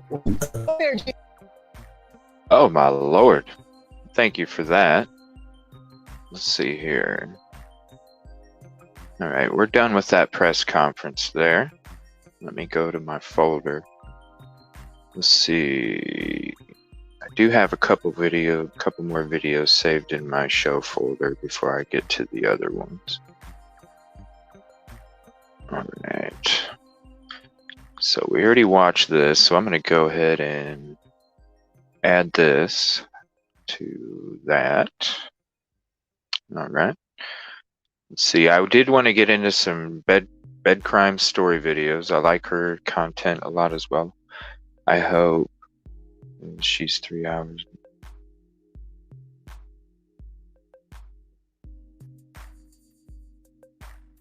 Oh, didn't she come out? I thought maybe she had a video. I know she had a stream this evening. But I needed to take a nap. But I thought it had something to do with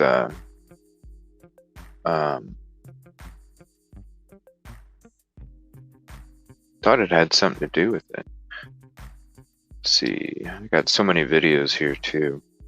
Let's see. Let's go back to. Let me see here. We watched that. We already watched that, so I'm just going to remove that because we already watched the press conference. That's at 4 p.m. We'll go to this video real quick here. It has been more than a week since 4 University of Idaho students. Well, guys, I'm starting to paint the back room. Bought the paint today. All right, Kilt. Well, thanks for hanging out and listening. I know when you take a little break, you'll be coming in and saying some funny shit. So I hope the painting goes quick for you, and I hope it helps the time go by quick just hanging out, listening to all this stuff here. Thank you for all your help. Students were found stabbed to death in a home near campus, and police have not identified who killed them. 3 of the victims lived at the house where the attack occurred. The 4th was there visiting his girlfriend. Police believe they were targeted. With us now is retired agent and former FBI profiler, Mary Ellen O'Toole. She's the director of George Mason University's Forensic Science Program. Mary Ellen, it's great to talk to you again, although sadly, tragically, we're always talking to you when something horrific has happened. So when you look at this story, Mary Ellen, what sticks out to you about this case and what investigators are looking for? Well, there are a couple of things that really stand out to me. And I know investigators said that the victims were targeted, and that's a behavioral term that has a lot of meaning to me. So the question is, how are they making that determination? And were they all equally targeted? And the way that assessment has to be made is to see if any of the victims were treated differently in that crime scene. In other words, if one victim received more injuries or was treated differently after the stabbing occurred. And that usually tells you that that person could have been the focus of the attack. And then secondly, this offender had to leave a lot of evidence at that crime scene. He was not evidence conscious, and so there will be forensic evidence. For example, it's likely that the offender cut themselves with the knife. After you stab that many times, your hand goes down on the blade and you cut yourself and you leave blood there, and that's DNA evidence. And so that Yeah, evidence and is so somebody has to see the cuts on somebody's hands. I mean, by now, come on.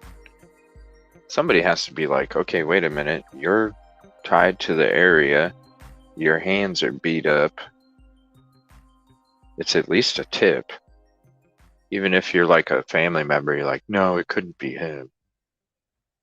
You still have to question it.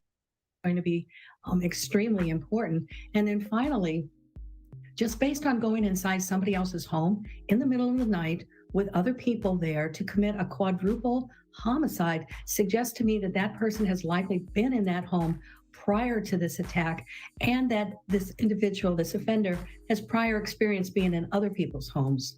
So, Mary Ellen, I'm wondering about the time. Are there any gaps So, in the timeline from when the victims were last seen and when? so am I taking away that she thinks it's a personal friend then? I don't know how to take that statement there. And they were found dead.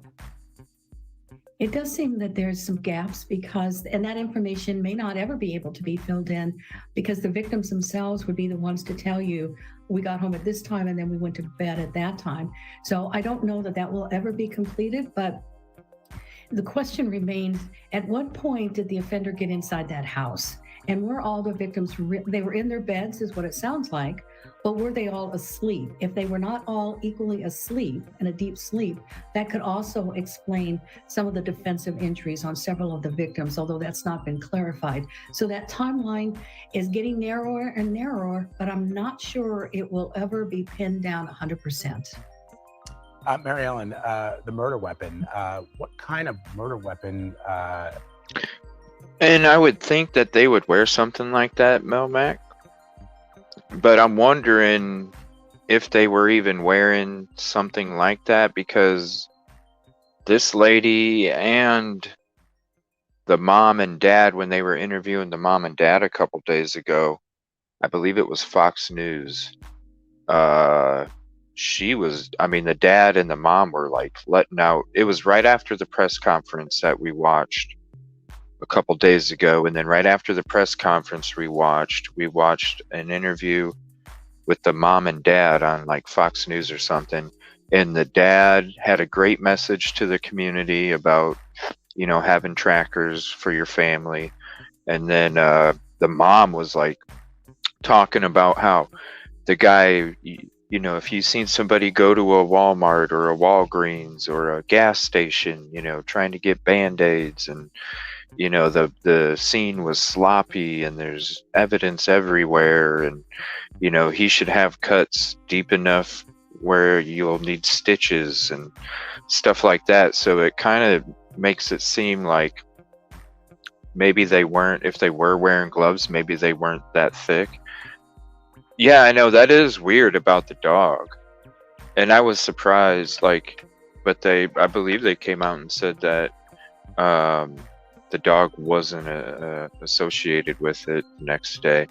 And then that's what I thought they were saying, Jen, was that there's a lot of evidence at the crime scene.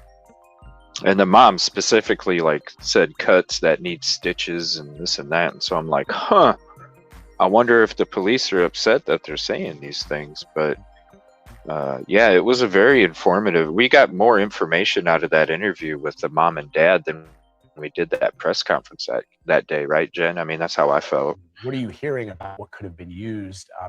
I just keep thinking that it's such a brutal attack to use an object to murder, 4 people.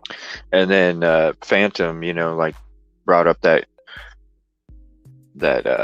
YouTube channel that does that thing, that covered that case in Oregon, Salem, Oregon. That's an interesting, that's something we're definitely going to have to dig into a little bit and see what's up with that one. I'm trying to understand. It's just impossible to understand, because doesn't it strike you, Mary Ellen, and you're the expert here, that this would be of an extreme personal nature to use a weapon like that, an object like that, to murder 4 people, as opposed to a gun, which we've covered these mass shootings, and oftentimes, yeah, but you can hear a gun. Don't know any of the victims, at least in the last couple of weeks, the ones that we've been reporting on. What does that tell you? And who knows? They probably like to use that weapon. Uses a knife. They have to get close up, and personal with the victim. And that means that they can see their face, they interact with them, especially if the victim is fighting back, and they see the victim slowly losing their life. Here's what I'd also say about this knife. It had to be a pretty sturdy knife because it survived the stabbing of 4 people multiple times. Now, the medical examiner who performed the autopsy, they traditionally don't say, well, the weapon used here was exactly this. They can tell you elements of the instrument.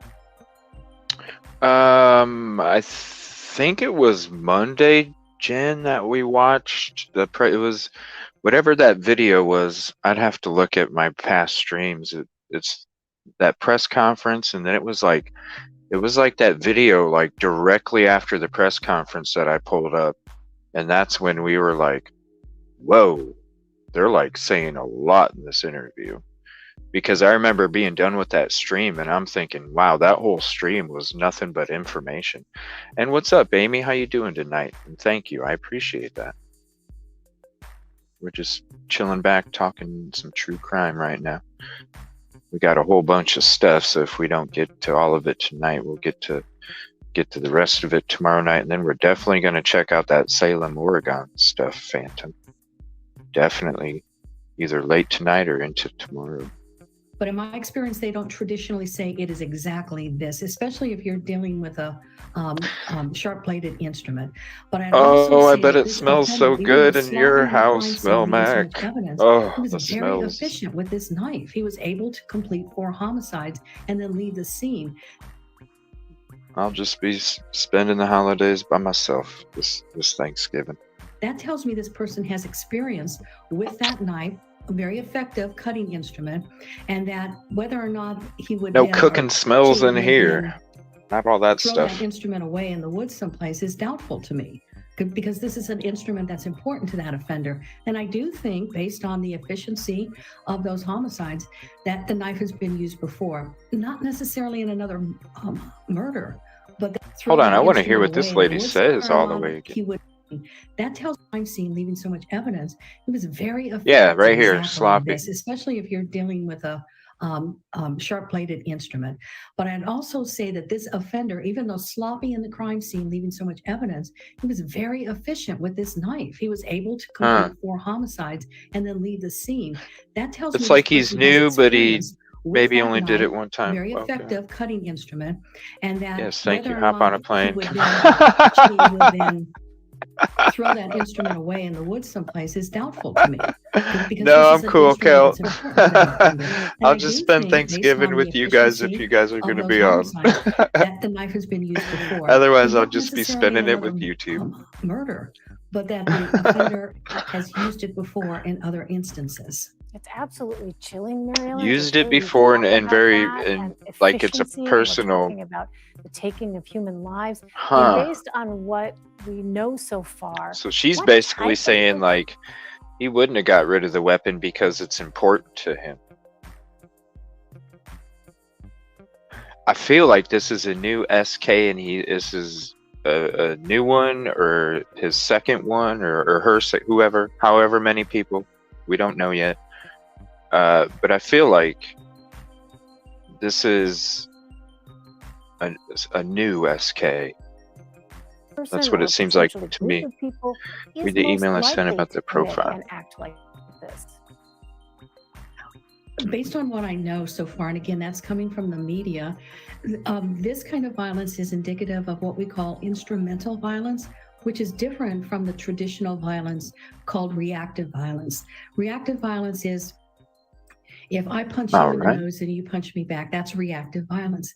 But this instrumental violence is violence that is cold-blooded, Thank you for the link, Jen. predatory, and it's very callous type of violence perpetrated frequently on strangers.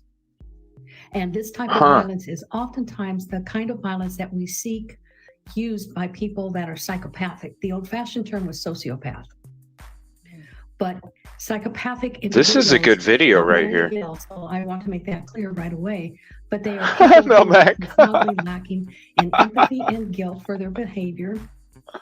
And when they do commit crimes, their crimes have a very high risk element to it because they enjoy the thrill of whatever the crime is. If it's killing people, they enjoy having it be even more high risk than it needs to be. And this was a very high risk crime. When you go into somebody's home in the middle of the night and kill them, that's very high risk. Do you believe that there's a threat to the community? They should have had this lady at the press conference. She's like basically making the profile for us here. I do. Yes, I do. And I'll tell you why I think that. If somebody has the capability of doing this, these wounds going into that home, these injuries, these wounds were not an effort to scare the victims or to threaten the victims. They were intended to kill the victims. And if an offender has this capability, even though maybe one or two of the victims were targeted and the others were not, but were still killed, this offender, because of that behavior, that high-risk impulsive type of behavior, is capable of repeating it again in the right set of circumstances. So based on that, I would say that this is he or she or they are at high risk for reoffending. So deeply That's what we're disturbing to saying. hear your assessment, but important. She's basically agreeing with this, Phantom. Or we're agreeing with her, whichever. Wow. She basically gave us a profile. This video, I need to save this in the collection here. That is a great video right there. All right, let me see here. So, former agent and FBI profiler Mary Ellen O'Toole. Wow. I almost want to watch that again, but I don't want to have to put you guys through that again, but I almost want to like watch her again because geez, that was a good profile. That's basically a new SK from what I got from that. It wasn't their first rodeo. Yeah. That's what I thought, you know, after they said after the press conference, I went from a stealthy, you know, I was like, this person's got to be stealthy, you know, to do this and not have anybody hear anything or notice anything. And then when it came out that it was sloppy, well, then I'm like, well, it's got to be a brand new SK and didn't expect to have that situation. And that's why it got sloppy and they're newer to it. So, you know, they haven't ran through their issues or whatever, trying to accomplish what they're accomplishing. That's yeah, it sounded like a profile right there. Even if he knew them any more capable. Yeah. And then she said it, they're definitely capable of doing it again in the right circumstances. The weapon's personal to that person. You know, the way that the crime was committed, it was intended to finish. Yeah, she pretty much laid it out right there. All right, let's go to this link here that Jen's talking about.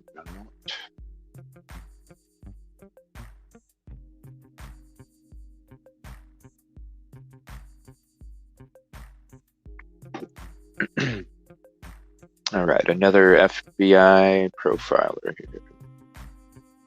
Watch this video now. Said this was probably the first time. Okay. The video is playing picture in picture. All right. Come on.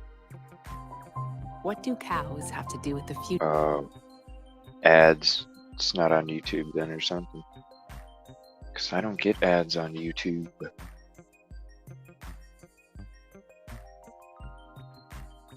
The Human Energy Company. Also here, Mercedes Colwin, Fox News legal analyst and criminal defense attorney. Mercedes, you look at this from a different perspective, from a legal perspective, as you go through and you look at what they are focusing on. So she says something different. What do you think is going to be the big takeaway from the evidence pulled Not the out video? of this house? Okay, I'm looking at the Well, emails that the here. more Let me see. individuals that are involved. I looked at the emails and I got one that says FBI profiler and then another one that says police probing whether killer hid in woods. And those are the only two emails I had associated with this case that I didn't read tonight. But I didn't read the article. Okay, so this is the... I'm confused. This isn't the one you were talking about?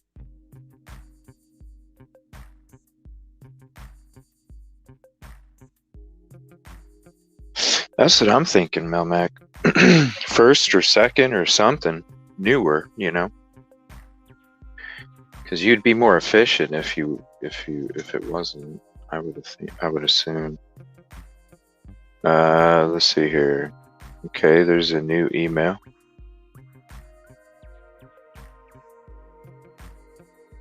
Right, so I'll just open up the one you sent 6 minutes ago.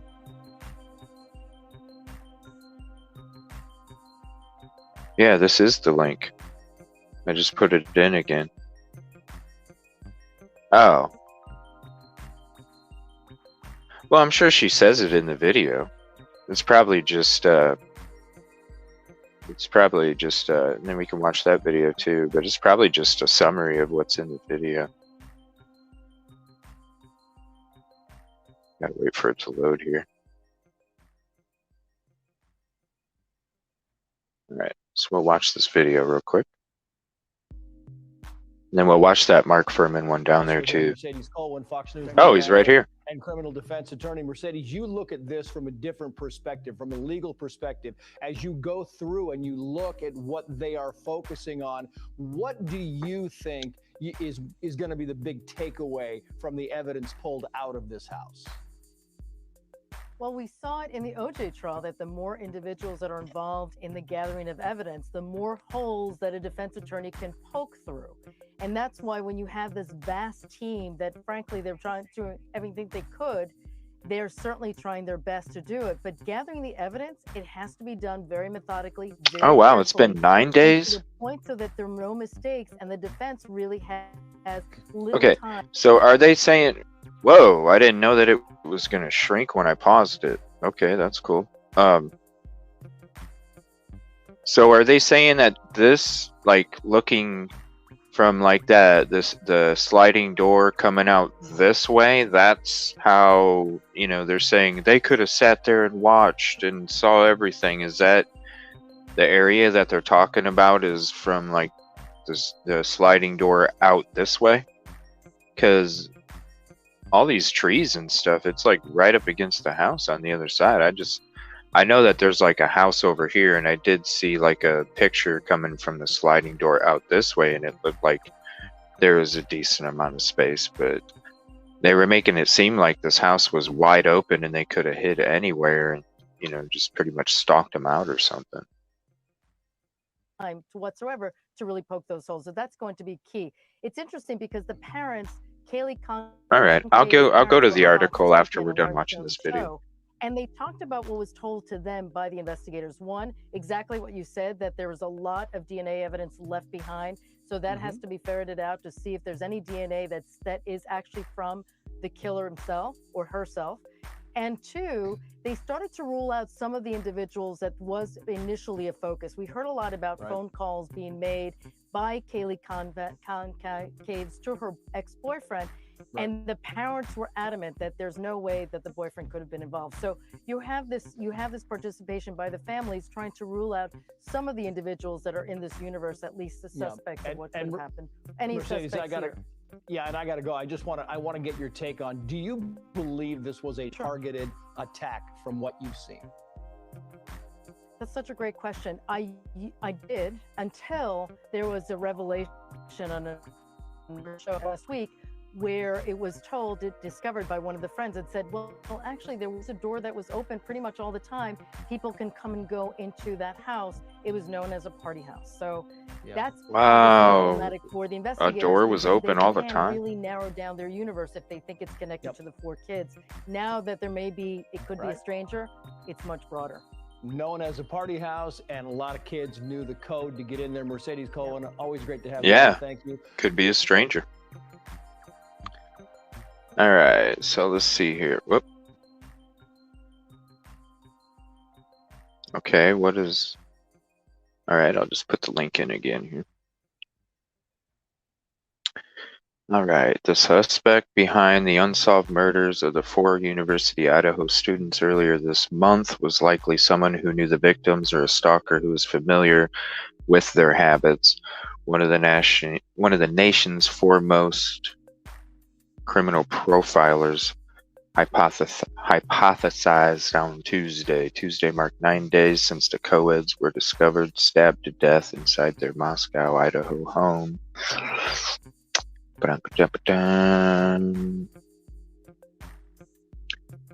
He didn't just sort of blanch and run after this one. Jim Clemente, a retired FBI supervisory special agent, criminal behavioral analysis, jeez, expert, told Fox News Digital that he believes the suspect is likely a young man who has not carried out such violent crimes before. That's what we're saying. That's what we're saying. He's sloppy, Clemente said when reached out by phone Tuesday. This is probably more of a compulsive kind of person that would put him at a younger age and maybe in the age group or just above the victims. I don't think he's particularly sophisticated, criminally sophisticated, or forensic. Yeah, he's new. It's one of his first ones. The killer's decision, or she, or they, or whatever, the killer's decision to commit such a brazen crime was indicative of his relationship with one or more of the victims. That sounds like, you know, the ex-boyfriend, right, Melmac? Going into an occupied dwelling with 6 people in different rooms in the middle of the night is an extremely high-risk crime unless he knows one or more of the people, which is like another question. Why didn't the dog create a ruckus? The former New York City prosecutor said, so this is my first thought on it. This offender did not just randomly choose this location, that he targeted one or more of the people in there. Now that could be because he has a relationship or a past relationship with one or more of them, or it could be that he's been stalking one or more of them.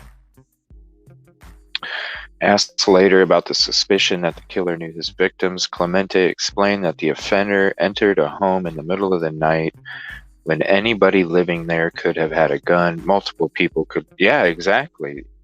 So that's interesting. So a new SK that personally knew the victims or was stalking them for a while. Unless he knew them, unless he knew one or more of them, he went on. I think that reduces the risk if he did, or if he was stalking them and he knew that on the weekends they all got wasted and they went to bed early, and then they went to bed early in the morning and didn't get up till late afternoon because they were all wasted. He added, that's a good link. Thank you, Jen. So if he knew their routine and knew that they were all drunk, then that again reduces the risk to the offender, so making this a more plausible crime to commit. So just the fact that he got away with it in that time. When asked why he believed the suspect was male, Clemente pointed to the defense wounds that some of the victims allegedly had. They fought back. Interesting. Because the police never admitted that. They had defensive wounds, but they didn't say that they fought back, so that's an interesting statement there. This is somebody that was able to kill more people, including a male victim, Clemente said. He also referred to the use of a knife as a murder weapon and said that such violence is more indicative of a male offender, which is totally correct. That's why I keep saying he on accident when I should be saying he, she, or they. He said the time of the attack during the late night, early morning hours shows that he has the freedom of movement during that time. He's not in a relationship or a job that would keep him from committing the crimes during that time. Moscow police received a call shortly before noon on November 13th for a report of an unconscious person at the King Road home. Okay.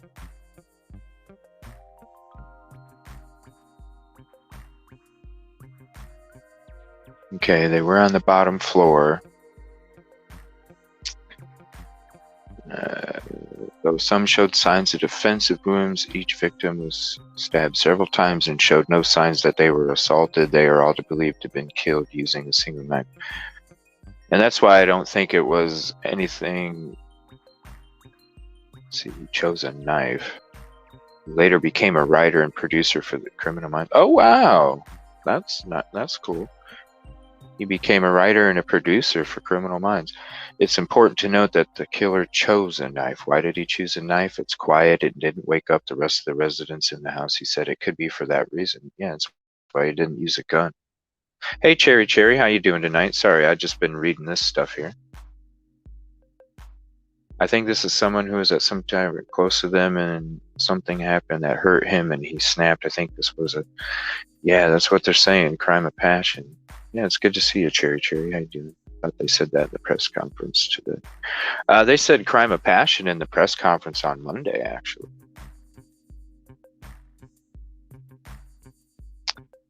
And they pretty much had the same piece of paper today that they had on Monday. So, yeah, they probably said that again.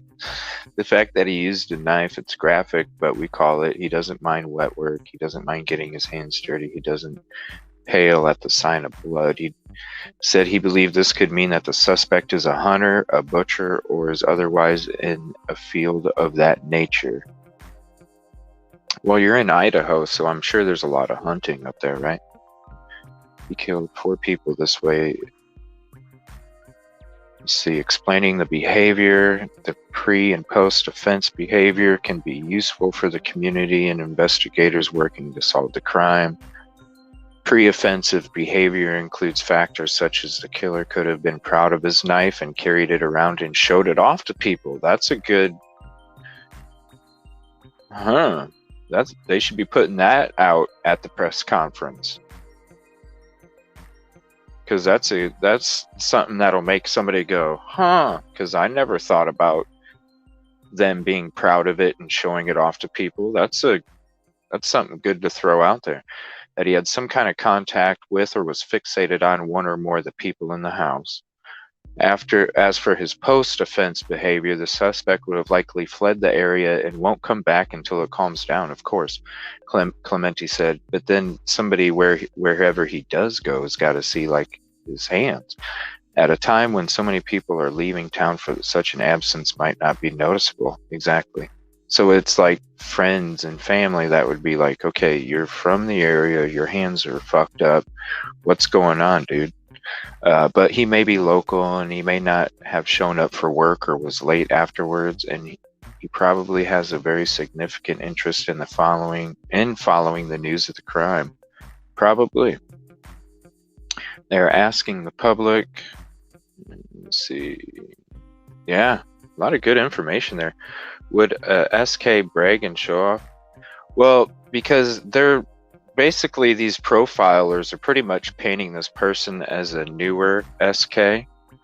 And so I could see, if they're younger, it says that they're younger in age, they believe. We had a video of a profiler, another video of a profiler, and then we're on this article with another profiler. And they're all pretty much saying that it's probably a younger male, that it was, they weren't familiar with this crime as much. And that because it's a very sturdy knife, I guess, and yeah, it's just interesting. It'd be definitely good watches to watch on a replay and just kind of watch all of it. I kind of want to watch that first one I watched again, because that lady was like just letting it out there. Like, I thought she did a really good job. So who knows? Maybe they would be bragging about the weapon before they committed any acts. They were proud of it, and so they were bragging about it all the time. Then it probably stopped after they committed the acts. All right.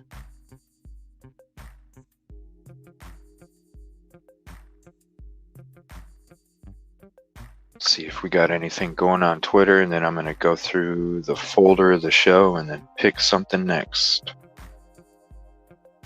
We'll probably stick to this topic and then move on to another one after that.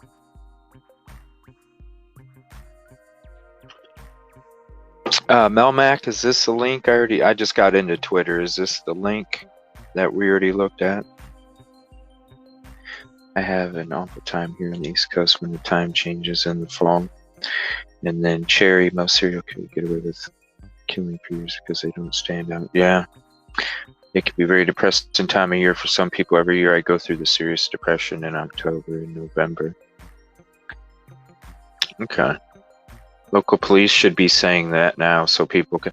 You know what I mean, Kel? Like, that, it was a good thing. Like, that's something that, yeah. They should... I'm surprised that if that... Okay, this is what I don't understand. The FBI is involved, okay? So how come we don't have a profile at the press conference? Why are we getting profiles and really good profiles from people that are showing up on Fox News and stuff? Like, why are... that's what I'm not understanding here. Like, if the FBI is involved, where's the profile? We're getting the profiles from former FBIs. So I don't understand that. I don't understand that at all.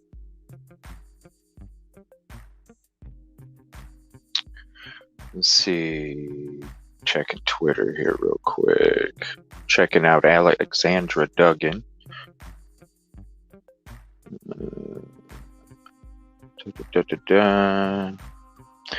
Yeah, we should get into Michael Vaughn tomorrow too. We haven't talked about Michael Vaughn for a couple days. Get into some Michael Vaughn, Salem, Oregon. Where are we at right now? We're already at 2 hours. We might have to get into Delphi tomorrow night. I have some stuff on Delphi too. We'll see though. We'll probably have to push off some of this till tomorrow. I don't know if I can fit it all in. So the FBI present can't talk.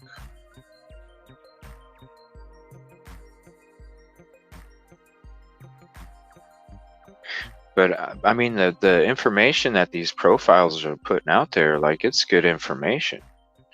Why wouldn't the present FBI not be able to talk? I'm not familiar with the FBI that much, so I don't know what the protocols are and stuff like that.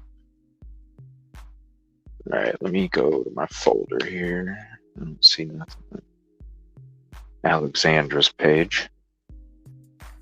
I do need to go back to that press conference and find out who that reporter is, or reporters that ask those good questions. I need to follow them on Twitter.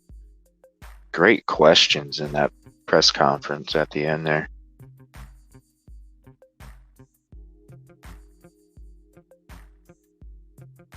Okay. I don't know. Let's see here. Okay, so that was... Where was that at? We did, yeah, and Quentin Simon too. I wanted to get into that as well. Let's see here. Bed crime. I don't know if we'll be able to.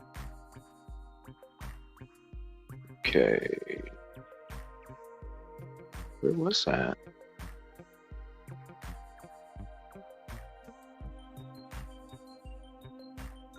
Okay. Well, that's probably old news. Let me see. Because we already watched that press conference. So we don't need that. We got into that. Let's see here. Let's watch this video about bed crime stories about this stalker story here. I want to hear more about this. And I'm going to go ahead and put up her page real quick to show the page. And I'll throw her link in chat. Bed Crime Stories podcast. I'm your host, T. To my loyal bed crimers, so nice to have you here. To anyone new to the... Like the video. A warm welcome. Before I get started, let me just ask, get into hi this. everybody. I All right. want to read you some excerpts from an article in the Daily Mail today, and it is about a possible stalker situation in the case of the 4 students in Idaho. Here we go. The Moscow Police Department said it had received hundreds of pieces of information that suggested one of the victims, Kaylee Gonsalves, had a stalker. Investigators have not been able to verify any of these tips. Now, a criminal profiler has also weighed in on the crime. He is an ex-FBI agent, and he is suggesting that the perpetrator was sloppy and was likely a young man. Thank you, Melmac, for that. I just went ahead and followed her. Appreciate that. The agent said he believed the perpetrator either knew one or more of the residents and was stalking them. This is a former FBI profiler and behavioral analysis expert, and his name is Jim Clementi. He hypothesized to Fox News Digital, and I quote, okay. "This is probably more of a compulsive kind of person that would put him at a younger age and maybe in the age group or just above the victims," end quote. All right, we already got this. That's cool. All right, let's switch to that Twitter page here. Thank you again, Melmac. Appreciate that. Former FBI. All right, so let's. That's a really cool picture. That's a really cool picture. Okay, let's see. So that other one probably is about same thing.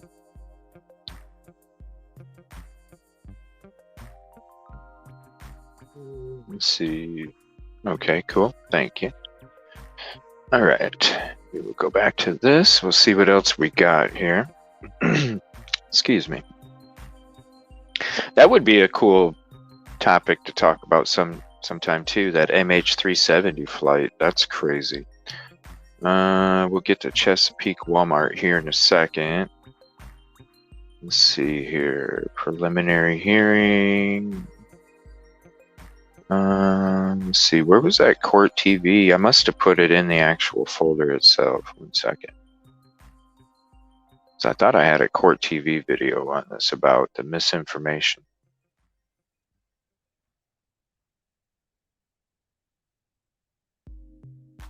There it is, right here. I wanted to get to that too. It's the biggest murder mystery in the country right now. 4 college students murdered in their sleep in their home next to the campus of the University of Idaho. Matt, Kaylee, Xana, and Ethan, all stabbed multiple times by an unnamed, unknown killer. Meanwhile, unanswered questions and fear are permeating the air around campus. Tonight, the latest on reports of a screaming woman being chased by a man last night. Now, talk about a dog a few miles away. And a report from September concerning a young man flashing a knife. What is happening in Moscow? Is it safe? Then we take a closer look at the inside and the areas surrounding the home where the murders took place. We are live in Idaho from the crime scene with all the latest information. I'm Vinny Politan. Thanks for joining us here tonight on Closing Arguments. And the mystery continues in Idaho. This case still not solved. Not solved. I just gotta say, Vinny's the best. Vinny is the best on court TV. And that's important. And it's important for many different reasons. And we begin with the victims in this case and their families. For them, this loss immeasurable, a huge void that these families are experiencing. And I've spoken to so many families of victims, and to understand where they are at this point. There's this huge void inside. You know they're not coming back. Your daughters, your son, your sister, your brother, not coming back. So for these victims, their attention as they try to work through the incredible despair is they want answers and they want justice. Knowing that it's not going to bring them closure, knowing that Good evening, ATS. I know you love Vinny too, so I'm sure you probably already watched this though. How are you doing this evening? We got some actual profiles going on over here for the University of Idaho. Very interesting. We had 3 former FBI profilers, one right after another, that we were watching and reading, and it's like we're getting more information from them and the parents than we are from the police. And I don't know, what'd you think about the press conference today, ATS? It seemed like a lot of stuff that was said already on Monday, and then a lot of good questions too from the reporters. Really good questions. They just weren't getting answered. I don't think they know anything about what's going on. What do you think, ATS? it's not going to fill that void, but it'll at least give them something. That's what they latch on to. So for them, these times are very difficult when we're talking about a case still not solved. For folks on the campus and the students, many of whom have left for the holiday weekend, but some of whom may be coming back, there is absolute fear. Absolute fear. You know, and they even asked for a profile, and but great questions from the reporters today. Like, I was so impressed with their questions. Great questions. It's just the answers they were getting. Like, some of the answers didn't even pertain to the question that they were talking about. It's just like, yes, we have resources available, and you know, and then back away from the mic, and it's like, what? That there's a killer on the loose because they don't know who did it, why they did it, where they are, who they are, will they strike again, is anyone safe? And that's real. That's absolutely real. And you know, because of the response from law enforcement flooding the street. And I want to say, I respect this man, because you can just look at his face and you can tell he literally cares. You can just tell by somebody's voice and their face if they really care or not. This guy really cares. Nervous they've been, yeah, I know. They've been repeating the same stuff. I should probably know this. Is Bed Crime Stories? No. Bed Crime Stories is a really good channel, though. And yeah, I mean, waiting on DNA, but it's been, what'd they say, 9 or 13 days? 9 days? I can't remember what it said earlier. Because I thought it was, I didn't think it was that long, but I guess it was longer than what I thought. So I would have thought they would have had some kind of DNA results by now, but they must, you know, they had to have ran it through all the databases, you know, the 23andMe's, you know, because they work to, you know, hand in hand. And yeah, 9 days. Thank you, Phantom. And you know, like the way that technology is, you would think that they would have had some kind of results on the DNA if the person or persons that committed the crime would have had some kind of had it been collected before, whether through law enforcement or the 23andMe stuff, but with nothing. It's just crazy. Like, these former FBI profilers, that it was good information there that we got into. With security, it's just crazy. I don't forever. This guy cares. You know, I respect until the this man. case is solved, no one's going to feel comfortable. Everyone's going to be a little bit looking over their shoulders. There's going to be moments where you don't want to walk across campus by yourself. All things that maybe some took for granted before this. It's a completely And that's another thing the school needs to do is they need to quit saying until the end of the semester. They just need to say until further notice. Don't put any kind of more pressure on these students, you know, when it comes to a deadline.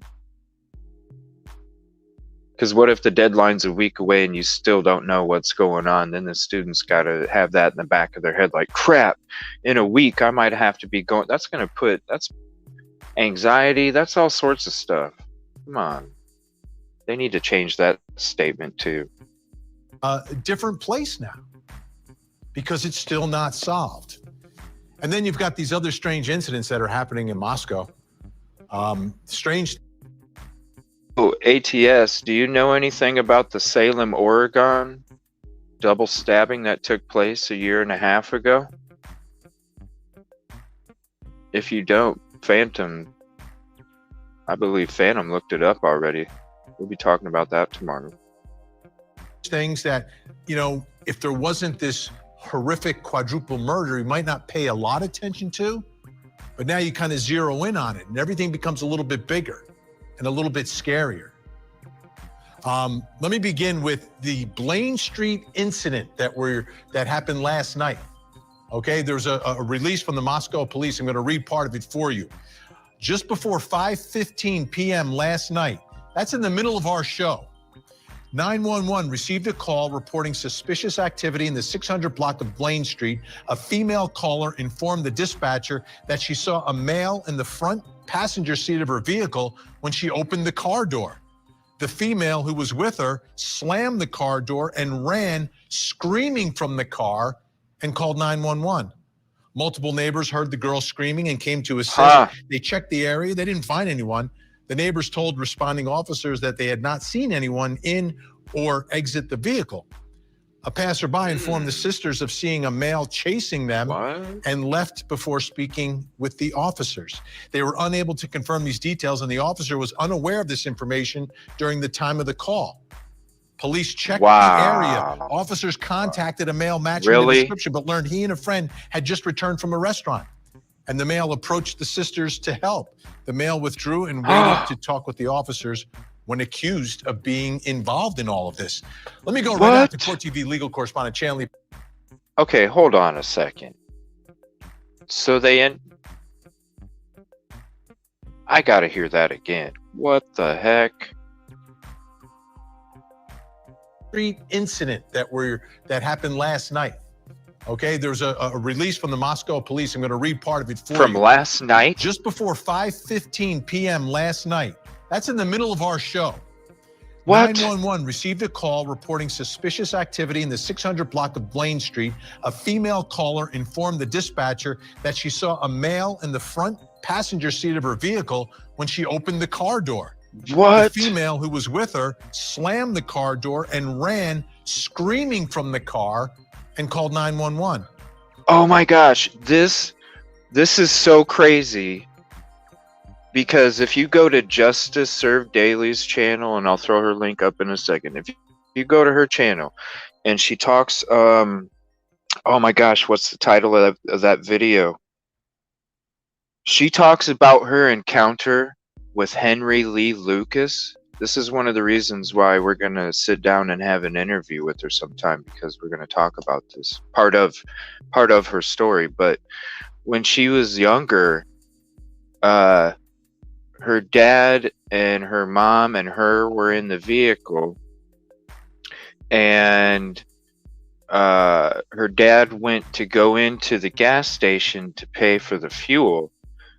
And during that time, Henry Lee Lucas, which is an SK, Henry Lee Lucas got in the back seat of their car, and her mom was in the front and she was in the back seat. He just got in the car, and then the dad came out and he said, "Hey man, what are you doing?" And Henry Lee Lucas said, "Hey, I just need a ride right down the street. That's it. It's just real quick." And then she said that her dad looked at her mom, and her mom gave him like a stern look. And she said her dad turned to him and said, "Hey man, you gotta go." Like, you know, and he was like, I guess he started yelling at her dad, like, "Oh, you're gonna, you know, listen, you know, let somebody tell you what to do," or something like that. That's crazy. Because that just reminded me of that story she said where he was just sitting in the car.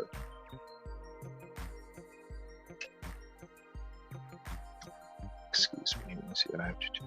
I already apologized, Jen. I'm sorry. I can't go through all the emails. I really do try. I'm sorry. I really do try. I'm sorry.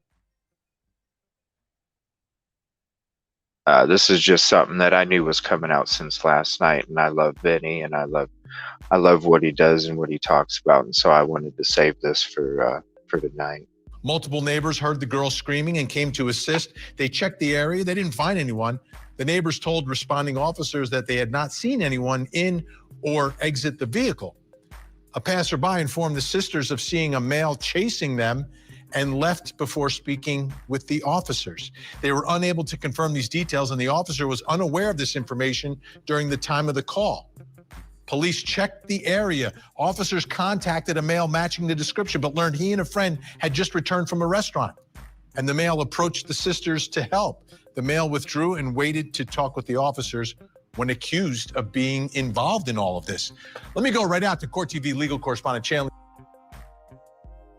Wow. So the male withdrew and waited to talk with officers when accused of being involved. So The painter joining us live tonight from Moscow, Idaho, in front of the Mad Greek restaurant where two of the victims, Xana and Madison, worked. Chanley, great to see you tonight. This incident last night is taking place while we're on the air talking about what happened inside that house. What more do we know? Yeah, that's right. It really does speak to this community on edge. And Vinny, as soon as we noticed that alert go out after your show, the Moscow Police Department immediately reposted this alert saying it didn't happen. It was unfounded report. But today they released what you just read, new information, more details to explain their really quick post last night. And here's what more we've learned from the Moscow Police Department about that Blaine Street incident. It says, based on their knowledge at the time, authors closed the incident as unfounded. This term is used to close an. I know. I saw one video that said that these kind of crime, like with the way that the neighbors are with leaving their doors unlocked and such like that. Like, it's such a small community that's a trusting community where nobody locks their doors and stuff like that. They're saying, they were saying that the police just aren't, this is not, it goes way beyond what they're even, like, they don't have the experience of dealing with, like, the normal big city stuff. And so all of a sudden this happens and, it's very odd, ATS. It's very odd. Did you hear? Yeah, Melmac. That's another one. It's a lot. I'm telling you, these last couple streams, we're just getting a lot of great information here. Incident that cannot be initially substantiated. However, if additional information is obtained, the incident can be reopened. It goes on to say online reports created immediate speculation that implied there was a link to this incident with the ongoing homicide investigation. We urge residents to remain alert and vigilant. Additionally, we remind the public and media that investigative releases of information will be through official channels. It has been a constant fight for these authorities to redirect to official releases as rumors, speculation, and misinformation seem to abound in the community. But it does say they have actually given more details that this possibly could have happened. But I want to take a look at the locations here. I'm here in downtown Moscow, about 5 or 6 minutes from the crime scene, a 5 or 6 minute drive from the crime scene, as you mentioned, Vinny. But let's look at a map where that crime scene is located and where this Blaine Street incident is alleged to have happened, the 600 block of Blaine Street. It's about 1.8 miles distance between the two, not far at all. I mean, everyone Something here in Moscow, such a small town, is not a far drive at all. And of course, there is no traffic in this town of around 27,000 people, especially with those nearly 11,000 students home for. Yeah, they're getting ready to. They said the aggressor, and yeah, so I think with the term, and I think with what you know took place already, you pretty much have a good idea of who they're talking about now with that one. For fall break, not here on campus, Vinny.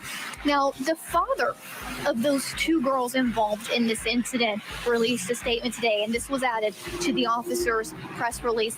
The father says, in this Thanksgiving season, the family thanks God for protecting the girls, the neighbors, for how quickly they came out to assist the girls in their distress, and the Moscow Police Department for a quick and professional response last night. We appreciate their desire to help provide clarification, but still not a lot of clarification ultimately, many, because they still say it's a closed incident. It was unfounded, could be reopened, and they don't clearly say it's not connected to any homicides. But to me, part of everything, everyone absolutely honest. Lot the skin. Here, I'll hold on for a second. I don't know, maybe that thing needs to finish loading or something. I'll switch to this tab real quick, ATS. This is basically what they came out with right here.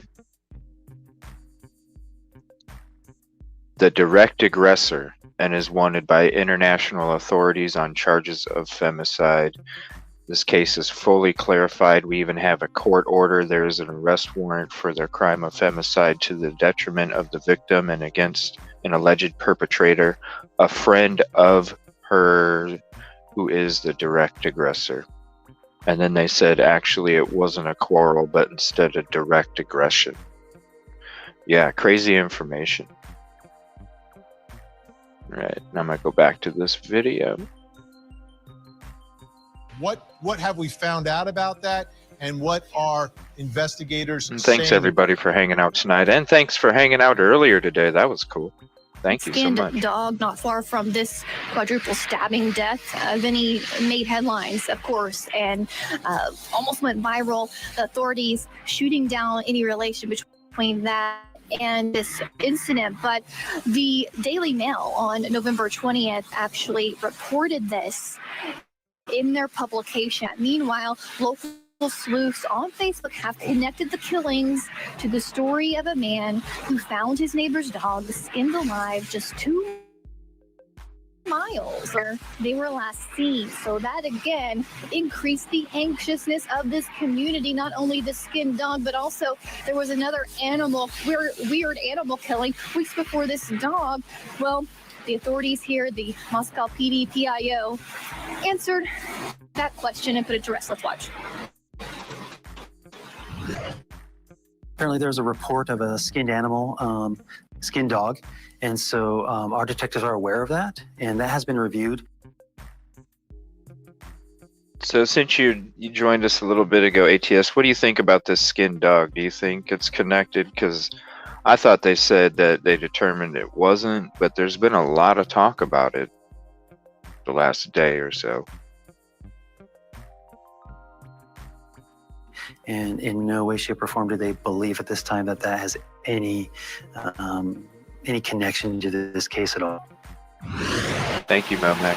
So authorities don't believe that that incident has anything to do with this homicide. People still believe it may, though, here, as you know, in communities with something so odd, bizarre, weird, and just evil happening so close to where these murders took. 2017 skinned coyotes left on Greek houses and what? Kel, thanks for taking a break from painting the room, man, and then you come in and type some crap like that? I never heard of that. Skinned coyotes left on the Greek houses. What? Do you think that's something to do with, do you think that's like a fraternity initiation or something? Is there a lot of like satanic rituals and stuff that go on around there? Like that just sounds weird, like skinning animals. What the heck? I mean, I know that SKs usually start off with animals and stuff first, but I don't like. What the heck?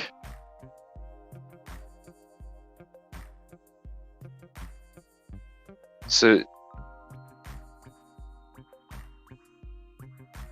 wow. Sounds like frat crap. No, sounds more like someone pissed at them. Whoa. Both good points there, because it sounds like frat crap to me, and then now that you mentioned that, Kelt, I'm like, dang, that's... It's good.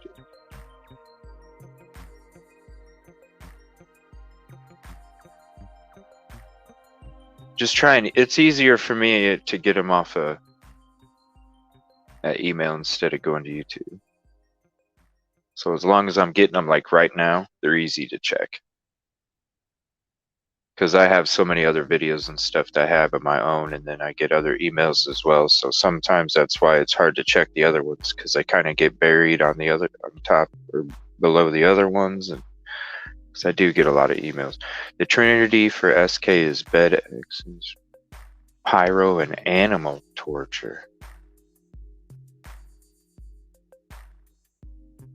Wow. Now, in that area, you can kill a coyote all you want, but to dump them on doorsteps sounds really, really sus. Yeah. I'm sorry, Kelt. I hate painting too. I feel you. That's the only part of remodeling that I can't stand is painting. Oh my gosh, it's the worst.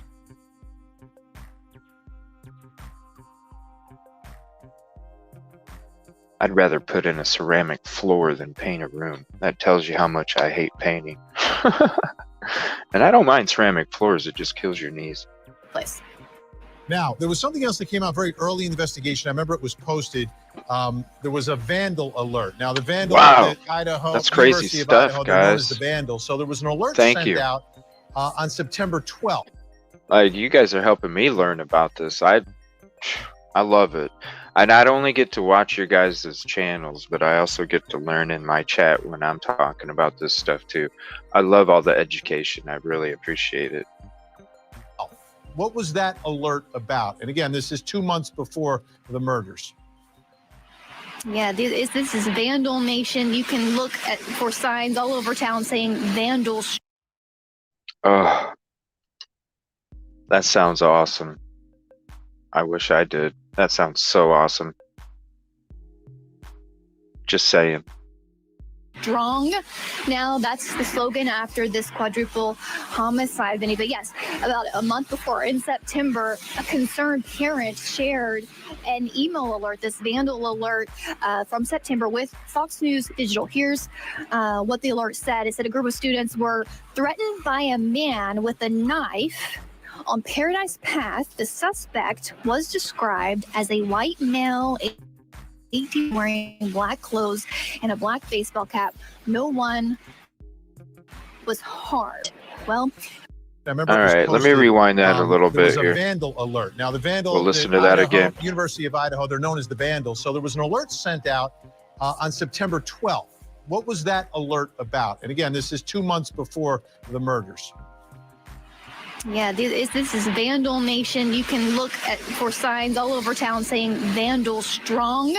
Now, that's the slogan after this quadruple homicide, Vinny. But yes, about a month before, in September, a concerned parent shared an email alert, this vandal alert from September with Fox News Digital. Here's what the alert said. It said a group of students were threatened by a man with a knife on Paradise Path. The suspect was described as a white male, 18 to 22, wearing black clothes and a black baseball cap. No one was harmed. Wow. Huh. That's interesting. Okay, that was the September 12th. But I have to vacuum walls because it's like living. I know, but oh my gosh, I bet it's amazing, Melmac. I'm jealous. Moscow Police Department received a report that a group of students were walking between the steam plant parking lot, lot number 14, and the Student Recreation Center on Paradise Path and were threatened by a person with a knife. No individual was harmed in this incident, but let me get rid of this closed captioning real quick. No individual was harmed in this incident, but campus community members are advised to be cautious. So why in the hell, when this happened, did the police tell the students not to worry? I don't understand that initial statement. The suspect is described as a white male, 18 to 22 years old, wearing all black clothes and a black baseball cap. So he was trying to blend into the dark, obviously. The male was on a nondescript mountain bike, had a blue backpack, and was last seen heading east on Paradise Path. So he probably traveled with a mountain bike. Interesting. Why? That's interesting. Quiet. Who's going to think anything about somebody riding a bike at night? You're just going to think it's some high schooler or something. Especially if they're 18 to 22, you're just going to think it's a high schooler riding his bike late at night coming back from a friend's house or something. Huh. Was last seen heading east on Paradise Path. Paradise Path. The suspect has not been identified and is still at large. Really? So keep all doors locked and use caution if you go outside. So why?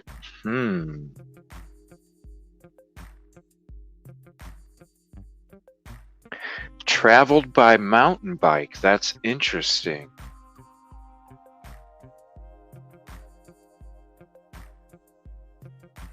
That's what I'm wondering, ATS.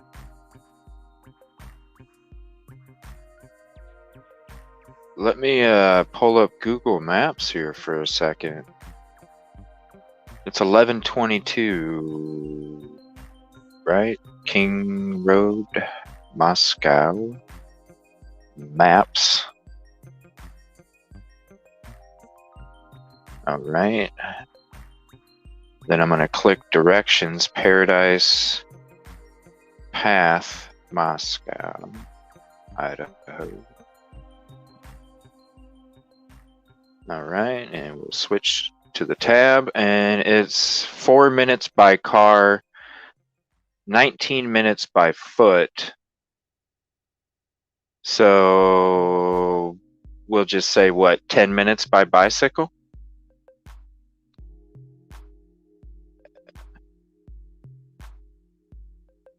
Huh. I mean, you probably would have went this way. Look at that. You're not going to go all the way around here. Huh.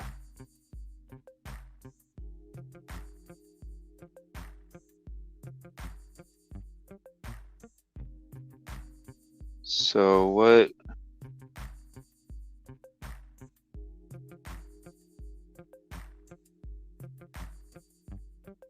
Oh, I wish it wouldn't do that.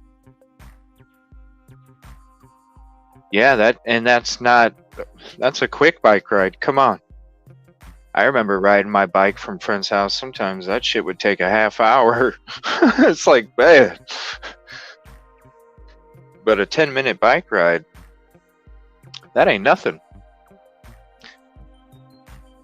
You get home, you can, I mean, and really, if you did get cut up really bad, you could just wrap yourself up, especially your hands. You can wrap your hands up real tight with some kind of cloth and be riding your bike, and that temporary, bandage is going to get you home. And then when you get home, then you can go ahead and take care of everything you need to take care of.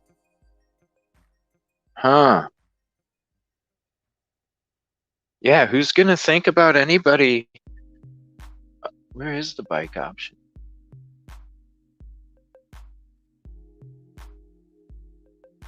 I don't see one. How do I change it? Oh, here it is. 7 minutes, not even 10 minutes. And that's true as well, Melmac. Yeah, you just shortcut. Right here, I guess, is a quicker. This must be like an actual path that you can ride a bike on. Because the other direction for a vehicle showed, yeah, see, it's got a different path that doesn't even come up. So there's a bike path that goes through there. So it ain't gonna be nothing to even be on a damn bike path. Let me zoom in a little bit.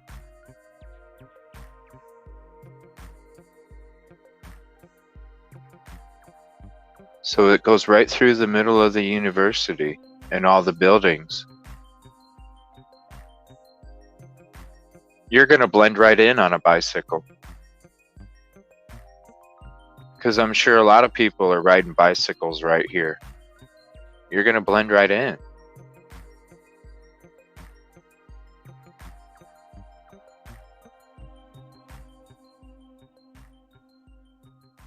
And then, like Melmac said, you probably could have just went right here. Well, that'd be too many people would notice you going down that road, because look at all those right there. No. You see here.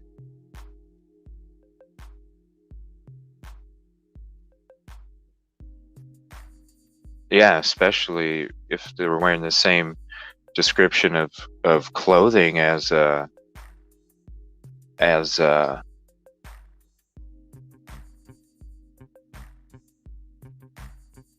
so yeah, they probably just, because not too many people are going to notice you going down this way. Of course not. Yeah, they would. I wouldn't see them going this way and then trying to cut through here. There's so many. Yeah, that's like, who knows what kind of parties are going on? Who's all outside? You're taking a big chance going through there. You're gonna blend in coming through here, and then you're gonna. It ain't nothing right here. That's like what, a minute and a half. If it's a 7-minute bike ride from all the way back there, it's what, a minute and a half to go from the bike path to the house.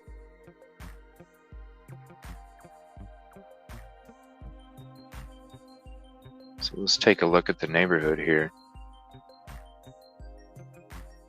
So maybe they went this way. They came down here, went down this road, came up around here, and like Melmac said, did a little cut through. I'm gonna cut through these yards here. Look at this big open space. Ain't nobody gonna see me. I can set my bike right here in the middle of the woods. Ain't nobody gonna see a bike. Then I can walk over here, and then that's what they said. They could be sitting there waiting, and they would have that whole view right here to see what's going on. They could have even came back over here and kind of hung back right here where I wish I had one of them little bubbles I seen on somebody's video where I could put it on my mouse. If you guys know how to do that, let me know, because that'd be cool. But they could be sitting right here looking at the driveway and still be hidden. Come down here all quiet, coming down that hill, going through the sliding glass door, committing the crime, doing the crime, and then backing up through here, because who's going to see them? Look, these are the houses right here.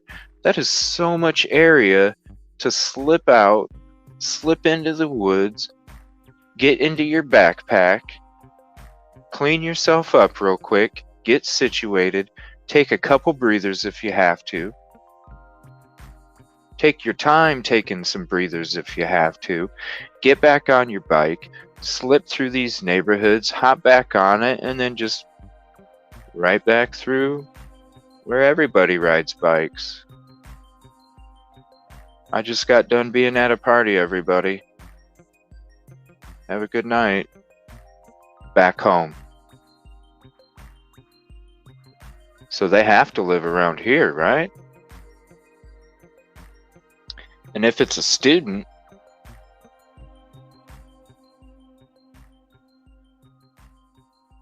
student dormitory.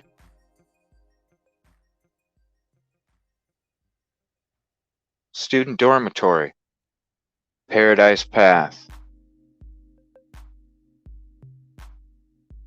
I wonder if this is... You got a dormitory right here. Look at how tall that thing is, too. Slip on your bike. Head down the road. I mean, if it is a student, like they're saying, it could be. Huh.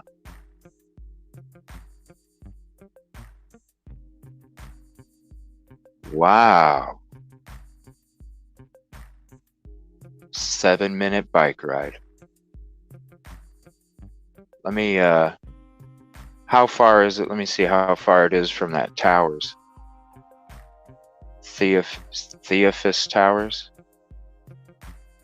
Okay. And then... Whoops. Theophis Towers.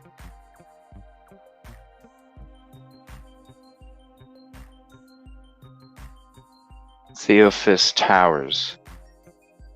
8-minute bike ride.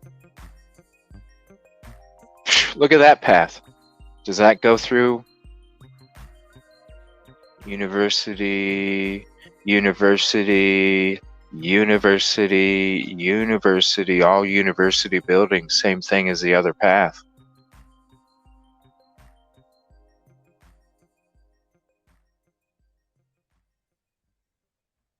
Same, going through the same buildings as the other path. That's almost probably an easier route right there. And then the same process of just coming down here.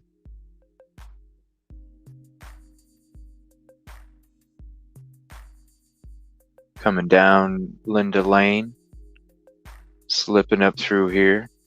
Cutting through this big, I mean, look at that area. It's no wonder they don't know.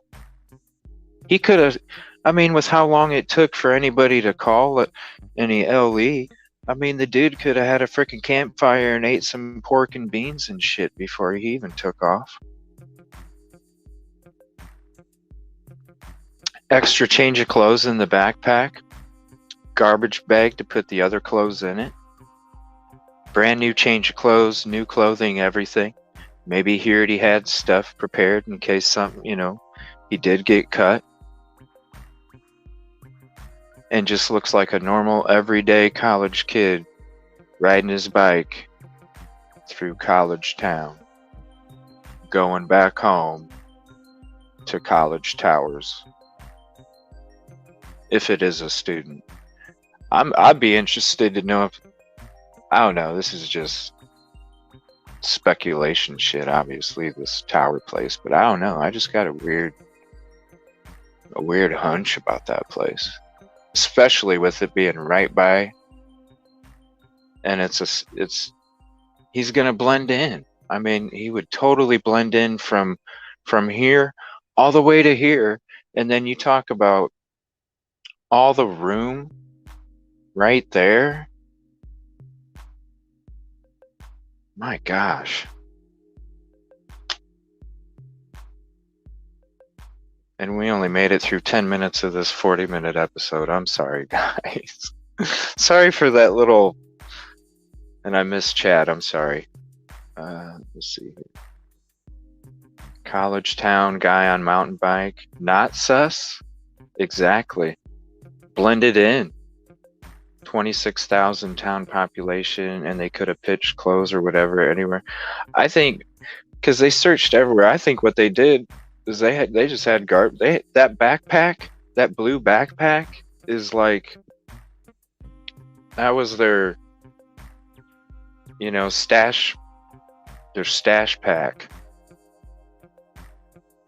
You know, everything that deals with it, except for if the knife is that important to that person, except, you know, everything else that it's probably just a book bag that's going to be burned. Or, I mean, you're talking Idaho, there's a lot of mountains up there. People probably have a lot of bonfires. It wouldn't be nothing to go to somebody's yard and see a fire pit or something, right? So it probably nobody's even going to notice that anything was burning late at night. Oh, it's another party. It's another college party. They're having bonfires, you know? Because what's everybody been saying? Wouldn't there be a bloody footprint? That's what I was thinking. Yeah, not if you hop on a bike. I think he had a stash pack in the woods. I think he had a little camp, not a camp, but a little spot that after he did what he did, he knew he could come back, take his time, not have to worry about being seen, and be able to focus on what he needed to focus on before he would have got back on the bicycle to go back home. So, you know, you take out, like, if you're able to slip through those back doors and into those woods like they would have been, you have so much time. That takes away so much confusion in yourself. That takes away so much of the worry, because you're not worrying about having to watch around you. You can focus on your injuries and all that other stuff. I mean, that little area right there, such a big area of trees. Yeah, bike tire marks. Especially in them woods. I would be going through them woods with a fine-tooth comb. There's got to be something in them woods. There's got to be. Heck, it could have been someone drove down the dorm tower and afterward pitched his bike in a vehicle, drove away. That too. Yeah, all great thoughts. Wow. Sorry we only made it 10 minutes. That was a good little off the path, though. That's some interesting stuff. I'm wondering if those towers are involved.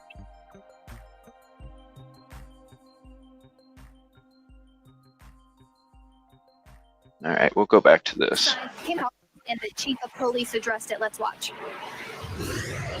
Bring in the On dogs, September yeah. 12th, there was a vandal alert that was sent out about a potential stabbing. I'm not sure. I'm not sure about that. I didn't even hear about this until just now. I knew this video was coming out today, so I went ahead and saved it to my folder, and I knew we'd end up getting through it. I like watching Vinny. He's one of my favorites. He just cares so much, and so I just wanted to make sure that I like, when it comes to sources that I trust, I like kind of waiting to watch it, because it's like the suspense, you know, where it kind of like, that's when things start to like click organically instead of having too much information. You know, I kind of like having it sprung on me in a way too, because then it's like, ooh, it makes those thought bubbles start popping. Threat on Paradise Path. Does this have any connection with what we've seen so far? Let's see. Does the smell lead to a car print, bike prints, walking down? Yeah, good question, Colt. And think tanks. Yeah, this is good stuff. We're all like throwing our own brain stew in this here. It's great. We got some good recipes going on. Not that we know of it, but we're following up every lead. Every piece of information we get, we are following up to ensure that nothing has gone unturned. We want to have yeah, thank you guys for your cooperation. Who is the suspect of this eventually. So we are literally looking into every aspect of everything. So So of these 3 incidents that have really made the circuits around here, the police definitively ruling out that skinned dog incident, but of the other 2, not as clear, saying that they weren't connected to this homicide. A lot of unanswered questions continue here in Moscow, Idaho, Vinny. Absolutely. The biggest one. Who is responsible? Chanley, stand by. I want to bring in our guest tonight. We've got some heavy hitters tonight. Join us tonight in Los Angeles, California, Jim Clemente, former FBI agent and profiler, executive producer of the new true crime podcast series, Talk to Me, and a SpyX.com expert. Great to see you. In Long Island, New York, former homicide detective Pat Portella. Awesome. In Salt Lake City, Utah, retired police commander, host of the Profiling Evil podcast, Mike King. And in New York, Professor Emeritus of Forensic Science at John Jay College of Criminal Justice, Dr. Lawrence Kobylinski. I told you the heavy hitters tonight. Great to have everyone here. Amazing. Jim, let me start with you. All these other incidents, you're trying to figure out who this person or people are. Is this stuff relevant? Is it important? Can it be dismissed quickly? What are your thoughts? Well, I think certainly it's relevant. You have to look at every possible lead, as the police officer said. But in terms of the skinned dog, people are making sort of connections between what we used to call the homicidal triad, bedwetting, cruelty to animals, and fire setting being a precursor to serial killing. And typically that kind of thing takes place over many years, not over a matter of weeks. A transition from animal killing to dogs, to people. Killing dogs to people usually takes years to develop from that. But the only incident that I would say that actually troubling is this man wielding a knife and threatening students. That's a potential connection, but as he said, they have at this point, and I would expect that further investigation would be able to reveal whether or not these 2 incidents would be related. Pat Portella, you're investigating a homicide here, 4 homicides. When it's this high profile and there's this much chatter, everyone's going to talk about everything. Is it difficult to stay focused? Is it a distraction, or can you in fact get some additional information and leads when everyone is talking about it and everyone is providing whatever information they think may be relevant? Well, you certainly want the public to. I just want to say, I don't know how to do this short stuff, but I think I should make a short out of that little theory that we came up with that Google Maps.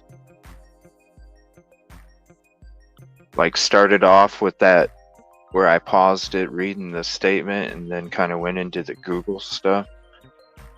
What's a typical time frame for a short or whatever? I've never done one before, and I think I should do one with that. That Ellie now has any Ring cameras type things, and no, they did not say how many. Okay, thank you. The triad, he skipped latent youth bed accidents. That's an early sign in youth development. Interesting.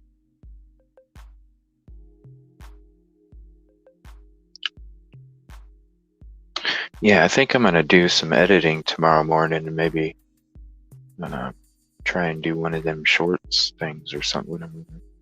Or whatever, just a small video just to kind of highlight that, because I think that was a lot of good information we had there. Who knows? It sounds plausible to me. Really does. All right, let me skip this back a little bit so he can ask his question. And after this Court TV episode is done, I'm going to go ahead and end the stream. I'll still be chatting here, pausing and chatting and everything. I just wanted to let you guys know. I hope everybody has a happy Thanksgiving tomorrow. Talking about it, and everyone is providing whatever information they think may be relevant. Well, thank you so much, the public to chime in and tell you what they see and what's going on. As far as it being a distraction, you have a lead detective on the case, and he's got a. And I know I wrote it in the chat, but I just wanted to say it from the voice, because I know words with emotions mean more. And I just wanted to say I appreciate all you guys so much. Thank you. Is providing whatever information they think may be relevant.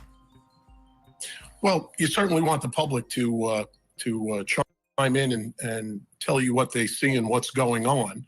As far as it being a distraction, you have a lead detective on the case, and he's got a guy that's assisting him. And then you have all these other detectives that are working on really, and those are the guys that are going to follow up these leads that are coming in. The community has a heightened sense of alertness, so they're going to be calling the police for anything that may be related, and everything has to be investigated. It takes time, it takes manpower, but the lead detective is focused on all the other detectives gathering this information and bringing it to him, and they kind of sort through that. So it's not really a distraction to him, but it's definitely something that has to be looked into, and every lead has to be ran down. Mike King, Profiling Evil podcast. This is Evil, but you've got a campus of young people who got out of town.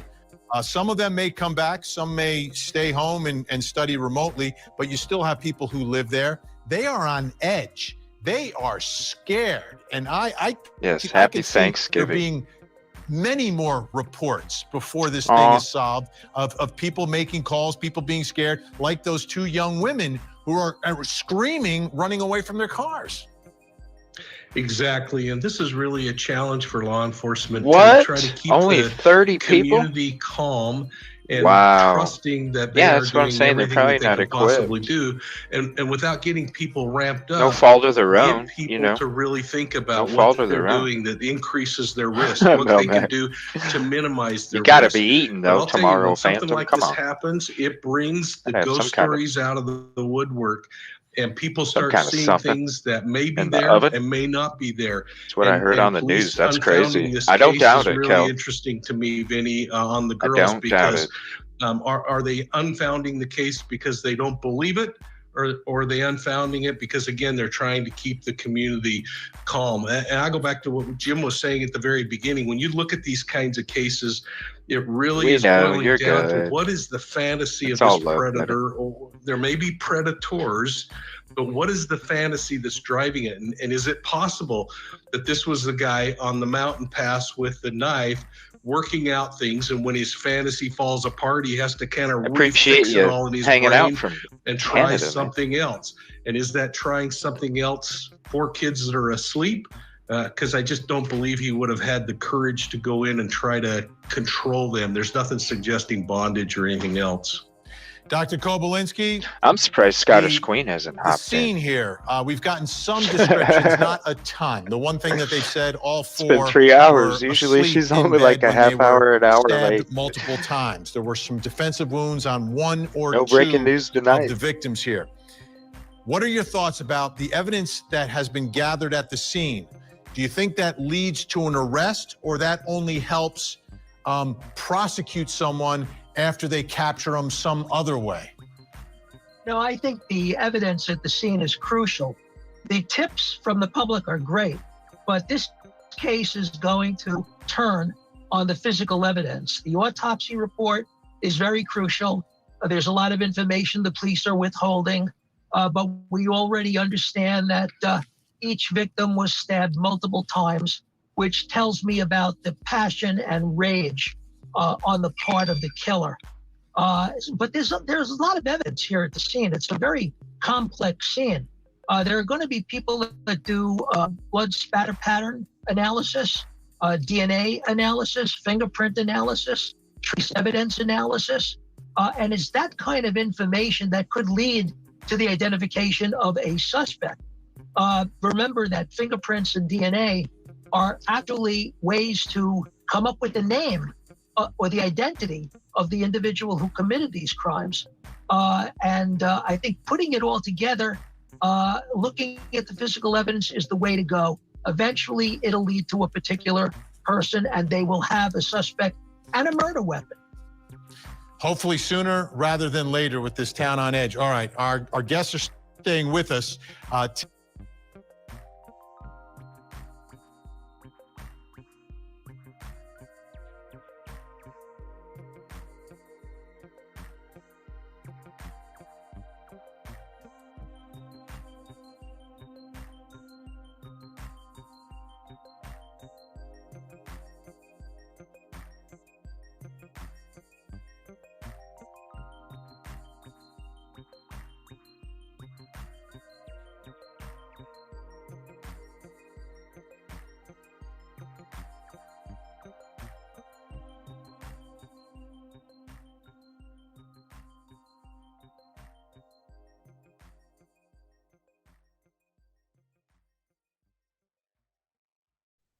Oh, I did it. I did it. I did it. Thank you, Phantom. I was just saying, I feel like, that is a good point that it could be more than one. I just feel like it's, I just feel like it's one. Excuse me. I just feel like it's one. I feel like that description that we went into before the Google stuff, I just have a weird sense. I get these weird senses, like with the Delphi stuff. I just get these weird senses and stuff just like, I don't know. Just looking at that report, I really feel that has something to do with this case. And then the Google stuff and looking up the bike path and then how they would do it on the bike path, the fact that they would blend in on the bike path, and experience 18 to 22.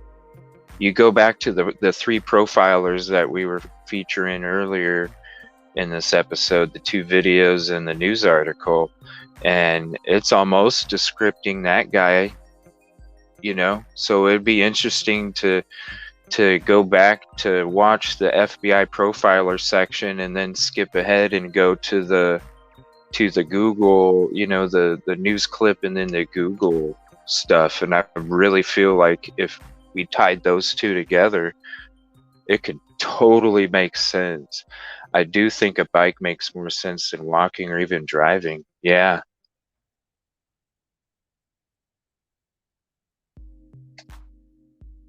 Yeah, I don't know. I just feel like maybe not necessarily the towers, that's just, I'm just going to automatically look for a student tower, around the bike, a path a bike would take. But I'm not saying that specifically, but I really have a feeling like it's the same description, the same person. They threaten these people with a freaking knife, okay?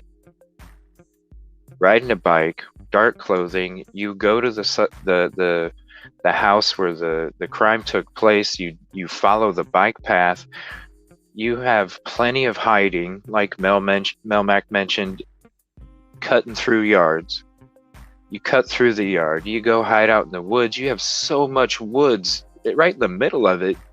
Ain't nobody gonna see nothing. Hell, you could walk 10 feet into woods and nobody's gonna see you. So imagine walking like 50 feet into the woods. You're gonna, you could sit there and like that person could have been bandaging themselves up and they could be like literally talking to themselves out loud like, fuck, this hurts, and ain't nobody gonna hear them. Nobody's gonna hear them. They can bandage themselves, they can change their clothing without being rushed or having the fear or the anxiety of being caught because they're hidden by all of them trees. Hey, the closest houses is like, it'd be interesting to see how many feet it actually is from one section of the beginning of the woods to the other section, just to see the kind of space this person or persons would have had to be able to commit this and be able to get there and prepare calmly and exit calmly. No cameras. That's right, ATS. No cameras. It just makes way too much sense. It just makes way too much sense. That's why I think I'm going to make a little video tomorrow. I have to. It just makes way too much sense. Way too much. Today in Mount Vernon, Washington, the Chapin family attended a memorial service for their son, Ethan, who was one of the 4 victims in this tragedy. Ethan's mother, Stacy, spoke to reporters thanking friends, media, the Moscow Police Department, so awesome. and members of the public for their support. KING 5 in Washington captured some of what she said. The Moscow Police Department, who now carry the burden every day, not only for us, but for all of the impacted families and the many strangers across the country. Your outreach and kind words are profoundly touching. Please know we now consider all of you friends.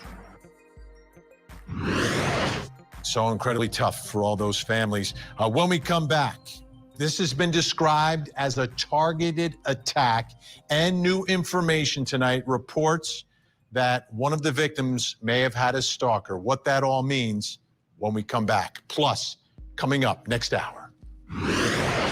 In Savannah, Georgia, 20-month-old Quentin Simon was reported missing on October 5th. Now, investigators believe they have found his remains in a local landfill, and his mother, Leilani, arrested and facing malice murder charges. Our search teams at the waste management landfill found what they believed were human remains, and we have every reason to believe that this will confirm the remains are Quentin's.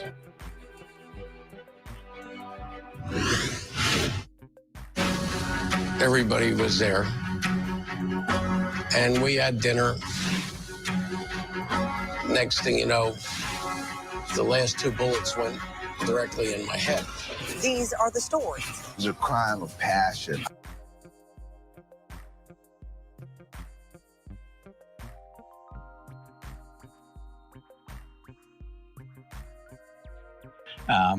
Do we?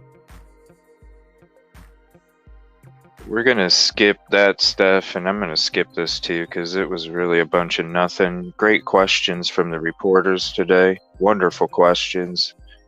Unfortunately, the answers weren't We're not reciprocated. able to say at this point in time due to our investigation. They've repeated targeted time and time again, but we've got some new information tonight. Let's go right out to Court TV legal correspondent Chanley Painter in Moscow, Idaho. Shit, we'll have some new information tomorrow, Vinny. Look at this video and go back to the frickin' Google coming out search. about a potential stalker in all this. Chanley, what can you tell us, and what is law enforcement saying tonight? Yeah, Vinny, I was just able to confirm with the public information officer of the Idaho State Police, now serving as that communications officer for the Moscow Police Department, Aaron Snell, that authorities are aware that Kaylee Gonsalves, one of the 4 victims, may have had a stalker, and they are investigating that possibility. He would not confirm yes or no she had a stalker, but he would confirm that they are aware that that is a possibility, and they are investigating. They're interesting statements, ATS News, and they're interesting statements because I know, and then she's got the matching scarf in the beanie. It's like, damn, that's fashionable. Cute. But when they say they don't believe someone involved, is that's what they'll say, that they do not believe they are involved, but they're exploring every aspect of the case. So it's kind of like I feel like they're contradictory statements where they're like, yeah, no. I don't know, after the press conference today and hearing there was great questions, I'm going to say it every time. I need to follow them on Twitter too. Great questions. But the responses they led me to think that they just really have no frickin' clue. And I hope they have some kind of DNA evidence. It's not just mixed with other DNA. I hope they have some kind of DNA evidence, because if all they have is a footprint, and this is where we're at 9 days later, and you have the FBI involved as well, it just makes me think that they don't know what the hell's going on. This stalker report threatening with a knife back on September 22nd, that's been how long, and they still don't even know who that is. I just have a feeling they don't know what the hell's going on, and maybe it's no fault of their own, because they're not, if people are leaving their doors unlocked all the time, they're just used to getting calls for loud parties and shit. They're not used to getting calls for crimes taking place and robberies and you know, the typical big city stuff. So they're just used to like showing up to college frat houses and be like, hey guys, you need to keep it down. All right, sir, see you later. And then the fact that, you know, one of these news organizations put out a great point. I think it was one of the FBI profilers, if I'm not mistaken, but she said, you know, all these cars on the driveway as soon as the crime took place, like, and then all of a sudden you're expanding your search to the parking lot, but your cars were, a whole bunch of cars were sitting all over that parking lot for how many days, going in and out, in and out, in and out, in and out. And then you're going to try and see if you can find something out in the parking lot. It sounds to me like, yeah, there might have been a lot of evidence inside, and it might have been messy and sloppy, but there's nothing definitive. And the only way that they can maybe think that it's a K-bar is because, like one of these profilers said, they used a strong knife. Because to be able to do that to 4 individuals, the knife had to be a strong knife.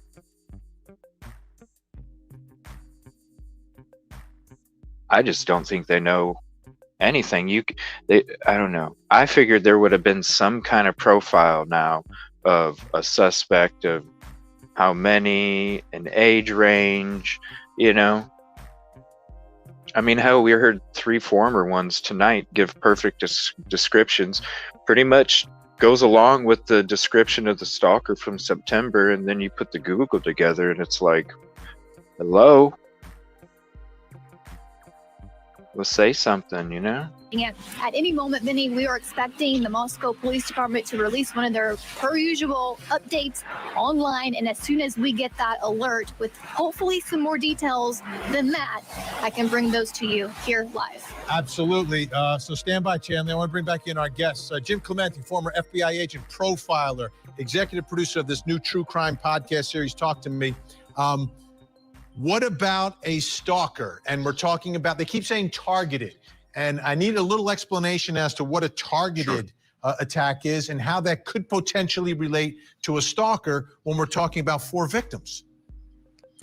Well, Vinny, the thing is that this crime was extremely high risk for the offender.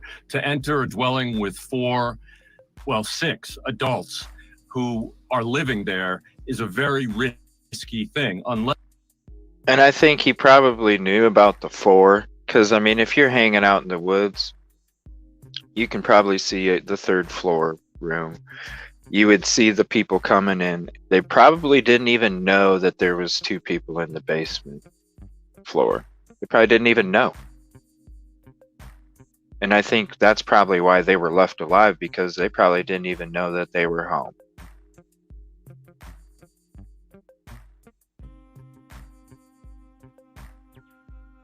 Unless you know someone, 1 or more of the people inside, or 2, you've been engaging in pre-attack surveillance or stalking of 1 or more of the people inside. What that does is it reduces the risk, because then you know something about them.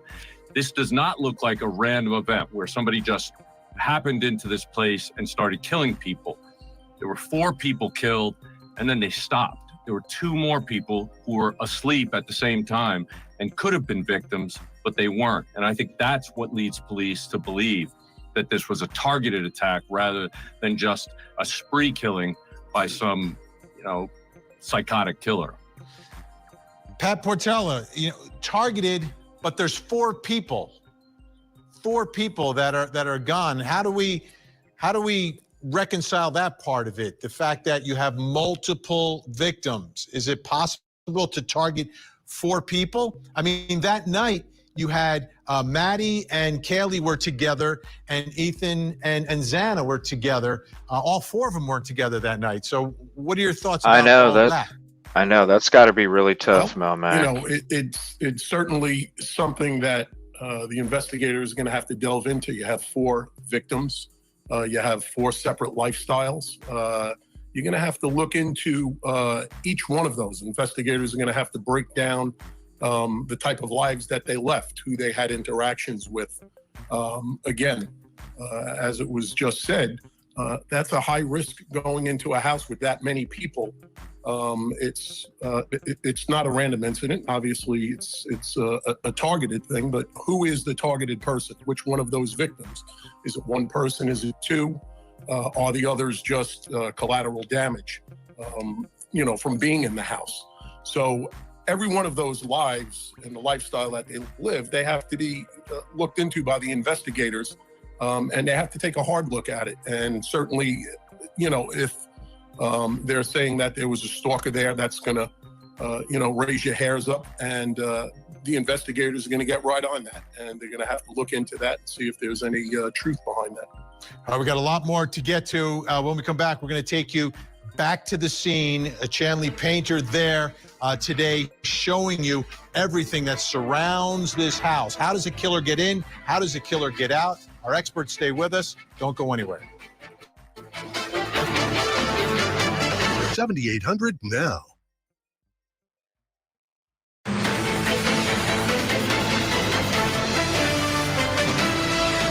Welcome back. We're going to go right back out to Court TV legal correspondent Chanley Painter.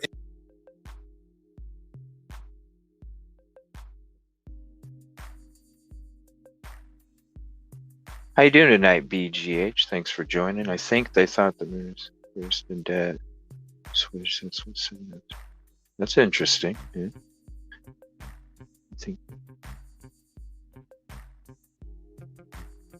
That's an interesting view there. And if you, yes, yeah, there's some. It's very informative. Chanley, I know you were walking around the crime scene today. Thank you, everybody. What do you have for us? Thanks again for joining, B. Vinny, before I actually get to what I learned at the crime scene today, I have more details on the possibility that one of the victims, Kaylee Gonsalves, had a stalker, and what the authorities are saying tonight. Minutes ago, they posted this update. This is what it says. Investigators have looked extensively into information they received about Kaylee Gonsalves having a stalker. They have pursued hundreds of pieces of information related to this topic and have not been able to verify or identify a stalker. It goes on to say, if you have more. Hey, B, since you just joined the chat, when it's on replay, go back to where there's a Google Maps, probably about 20 minutes ago. Go hover over until you see a Google Maps part, and then rewind it to the beginning where you see a statement about a stalker from 9/22, and then see what you. Let me know what you think in the message on the video. What you think about the little Google thing we did. Information that can help detectives, please contact that tip line 208-883-7180 or the email for the Moscow Police Department. So as of right now, they have not been able to verify that she had a stalker, but the investigation is ongoing and continues, Vinny. Yeah, the police weren't able to confirm it, but she did reach out to other people that was taking place. They just haven't been able to confirm it. They said that at the press conference today. I have to say again, I've been at that crime scene, that home where Kaylee Gonsalves and the 4 other victims and the 2 surviving roommates, they lived and they were the night of the murders. And I put together, along with my photographer and my producer, this package that shows you around the property and possible points of entry if in fact someone like a stalker had anything to do with this crime. Let's watch. I'm here at the home where 4 University of Idaho students were found brutally murdered just steps from campus. This is week 2. This is what the crime scene looks like. You can see that community members continue to bring flowers and photos and notes here as a growing memorial out front of the home. But what you also notice is that the authorities still have the home and the property blocked off with this police tape. Let's give you a closer look. This is the front right side of the home. As you can see, the yellow crime scene tape extends up, connecting to the neighbor's home next door. And then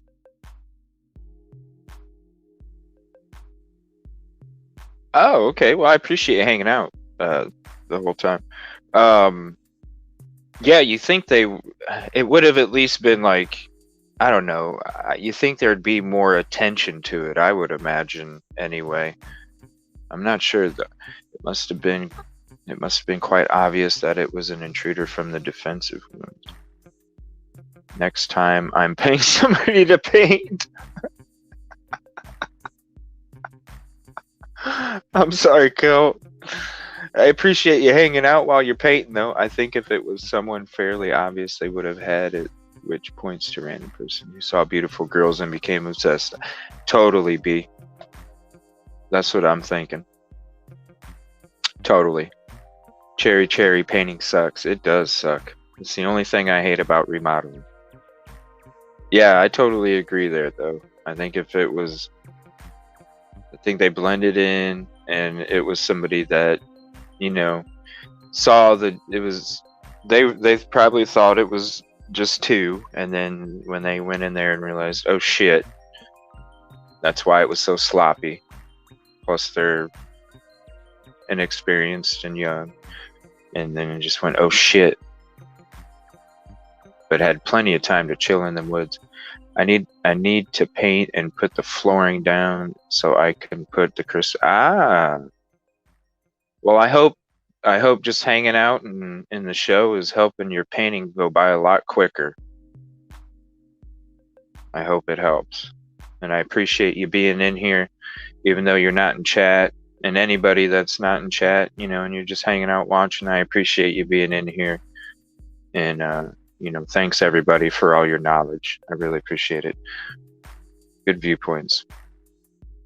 Then continues up the hill around a rock past the squad car with an officer on duty keeping this property protected, making sure no one passes the crime scene tape, and then extends up the hill past the home, up past to all the way towards the backyard where the neighbor on the back side of the home's fence is located.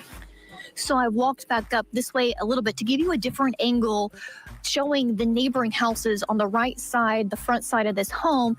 We can't walk around that direction because this property is right next to private property, the neighbor's property, and that's blocked off and not accessible. But this is a different angle of what that would look like on the right side with the crime scene tape.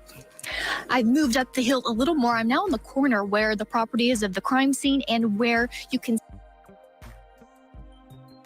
Well, B, let me ask you this. Do you think the skinned animals are somehow involved in this? Because the skinned animals seems like some kind of frat stuff to me. Do you think it's somehow involved in this? I'd be interested to hear what you think about that. See just steps to my right, the neighboring apartment building complex where many people live. The man that lives in this immediate apartment told me that this area, this corner, usually is pitch black when the sun goes down. But since these murders happened, the man says that the light bulb has been replaced in this light over his front door, illuminating this area. I also want to point out to my left on the road, right here, you can see tire tracks on the asphalt. This is where crime scene forensics teams were measuring and photographing this evidence just a few days ago. Okay, now I'm making my way up the front left side of this crime scene property. I'm following the yellow police tape. I wouldn't, hey, what's up? How you doing? Right now, be able to Cool safely font. make my way to the front door This because reporter's there's a pretty steep good. drop off here with the road and where the property is. But I'm only about 15 pretty yards informative. from that front door right there. Authorities arrived around noon, November 13th. This door was found wide open. The two surviving roommates are said to have slept and lived on this bottom floor. Inside this front door to the immediate left is a staircase that leads up to the second level. You may can see through this window the good vibes, neon lights. That is the living room area of this home where that staircase leads. And I continue, of course, can walk up this hill along the side of the home, following the police tape. And as I do, I become closer and closer to this home. Now I'm only a few feet away from it. As I make my way up the left side of the home following this crime scene tape, you can see that this house is built into the side of a hill, and these steel posts are here, which seems to indicate that there used to be a fence at one point along this side of the home, but there's not one now.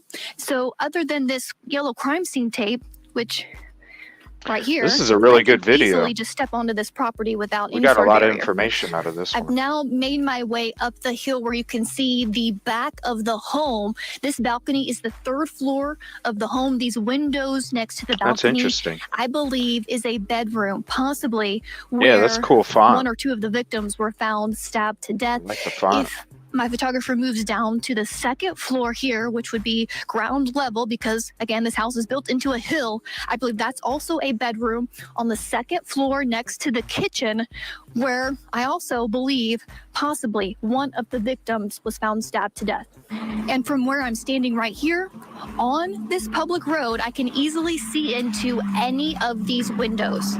And also, just to note, right here where I'm standing, this crime scene tape was extended starting about right here through to my right, covering this back portion of this parking lot. So Wow, I need to see for who this a couple is. of hours on week 2, that car could not have just driven through this area because investigators blocked off this entire parking lot so they could assess this backyard more fully.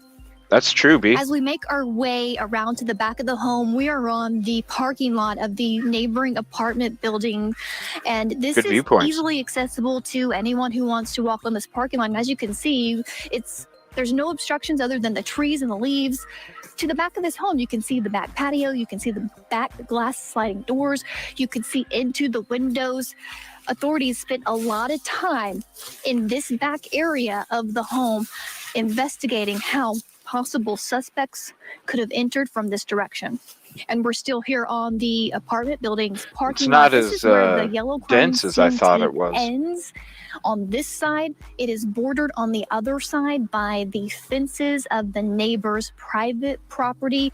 And then from here up, it's just uphill to more homes in that direction. But this downhill is the crime scene. for sure. And I want to show you one Appreciate more thing. it. I Authorities appreciate spent a lot everybody. of time right Thank you here so in the much, backyard everybody. where the parking lot is. I'm right next to the crime scene tape, and I have a direct view into the back glass sliding doors, the concrete. I really appreciate everybody. Yeah, because if they're not going to help us make sense, at least we can have our brains stew and we can kind of help it make sense a little bit. Slab. Those sliding doors lead to the kitchen area on the 2nd floor of the home that further goes into the living room area. Authorities were seen going up and down this hill from this point, other points to that door, presumably trying to determine how someone could access the home from this direction where there are no street lights. It's completely dark, pitch black when the sun goes down, and would be at 3 a.m. or 4 a.m. in the morning. So hopefully this story of the crime scene tape rope-off, gives everyone a better perspective on how the investigation is going here in Moscow, Idaho. Oh, you're good, Jen. Thank you. I appreciate like I said, I appreciate everybody for hanging out, even if they're not chatting. You know, I appreciate it. Yeah, this lady is very informative. What a good video. We got a lot of good information out of this episode. Really good episode tonight. And Vinny, on my way back down the hill there to the front of the house, I noticed one more thing that I didn't point out in that package. And on the 3rd floor bedroom that I showed you with the balcony, the windows right there, Vinny, there's a letter M, giant letter M, like decoration there on the windowsill. And that may have been the room where Maddie Mogan was living at the time of her murder. Charlie Painter, thanks so much for that. I want to go right to my guests and get some reaction. Mike King, retired police commander, host of Profiling Evil. What are your thoughts about what Charlie just showed us? As we got finally a good look at this scene. Yeah, I actually did a great job. And I think the thing that jumped out to me the most, Vinny, is I'm not sure still about the lighting from the front of that home and whether there was a porch line on or not. But what we do know is that the victims were on floors 2 and 3, and that. Wow, B. I appreciate the kind words. I really do. I really do. Great viewpoints tonight. Thank you. I do appreciate you hanging out, even not chatting. I really do. And thanks for the kind words. I really appreciate that. It means a lot to me. backyard, and we could see it from her. The images that the cameraman provided show us those sliding doors, show us access, but most importantly, it shows us the concealment that's available to a predator that might be hiding. As she said, it's pitch black back there. And what a great... Yeah, I remember watching one of his episodes when this first started. He reminds me of like my grandpa. He passed away when I was 11 years old, but he just reminds me a lot about my grandpa. But anyway, yeah, and the bad part about drinking a lot of coffee is the crash. I know what you mean, because I love my coffee, Jed. Way for a person to surveil what's going on inside of that home and make his entry into the home and exit from the area. Yeah, you could wait for those lights to go out when they got home and they were asleep. Dr. Kobolinski, your thoughts about the investigation. As Chanley was describing, they were going through that whole area, trying to figure out how a killer could get out and whether or not there was any evidence left behind. Yeah, I think the focus for me, at least initially, would be to establish the point of entry. Point of exit, also important, but not as important. The point of entry, it did not appear to be an obvious break-in. In other words, is it possible that the... Oh, cinnamon rolls sound so good. Oh, B, you gotta watch my previous episodes. Trust me. I've talked about that, and it'll always be like that. Trust me. Look at his desk. I know. Look at all them papers, ATS. That's probably what your edit box looks like, isn't it? When you make all your videos and stuff, isn't it? And by the way, amazing content right here. But yeah, that's probably what your file box looks like, isn't it? Don't lie. Don't lie. We caught you. Let's see. Never knew a Mike. Just sub to. Yeah, cool. Yeah, he's like I said, he just reminds me of my grandpa. I like him. Yeah, let me put that up there for the people that don't get the chat on that way they can see it too. Yes, if my laptop looked like. But the production is awesome, though. One of the best out there, ATS News. Yeah. I'm telling you, one of the best. Thank you so much for your support, ATS. To get into the front door. Seriously, thank you so much. Ever since the get-go, it just means tons. Or did the person gain entry through one of the sliding door in the back? And I think that's very important because that's the area to cover with, looking for fingerprints and other trace evidence. Once inside, you can easily gain access to all 3 floors. The design, the architecture is a little odd because of the way the house is built. Lighting is obviously important, but this person obviously does not like lighting. He wants to have cover for his activities. So I think I'll stop with that. That's most important to me, point of entry. Jim Clemente, your reaction to what we saw from the scene in light of some of the other information that investigators, again, looking for a potential stalker. Yeah, well, there's plenty of room, space, and opportunity for somebody to surveil that house without being seen at all from that parking lot area or the wooded area right behind it. I think it's interesting that the 2 victims who survived were on the ground floor, and that would lead me to believe that it's possible that the entry and exit was done from the 2nd or 3rd floor. And that's why the people downstairs survived. I guess it's also possible that if it was targeted, that the offender attacked whoever was on the floor that he came in on, and then went and actually found somebody else who may have been the actual target. And then once he actually found the person he was targeting, or persons, That's when he left. A big thank you to everyone. Jim Clemente, again, Talk to Me is the new podcast series that's coming out. Pat Portella, great to see you. Mike King, always great. Dr. K, appreciate your time. If we don't speak, have a great Thanksgiving weekend and enjoy your loved ones. We appreciate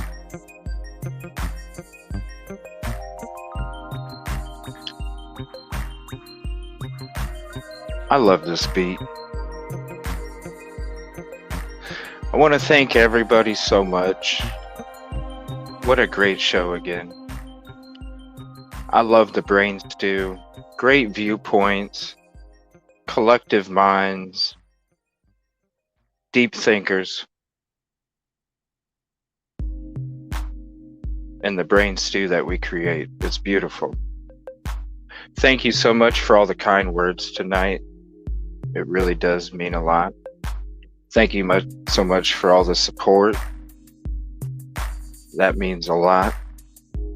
Thanks for hanging out, even if you're not in chat. There's support there too. But what a great show. Tomorrow's another day. Tomorrow's another show. It just keeps getting better and better. And I just want to say thank you to everybody. You know I'll be back tomorrow night, same time, same place.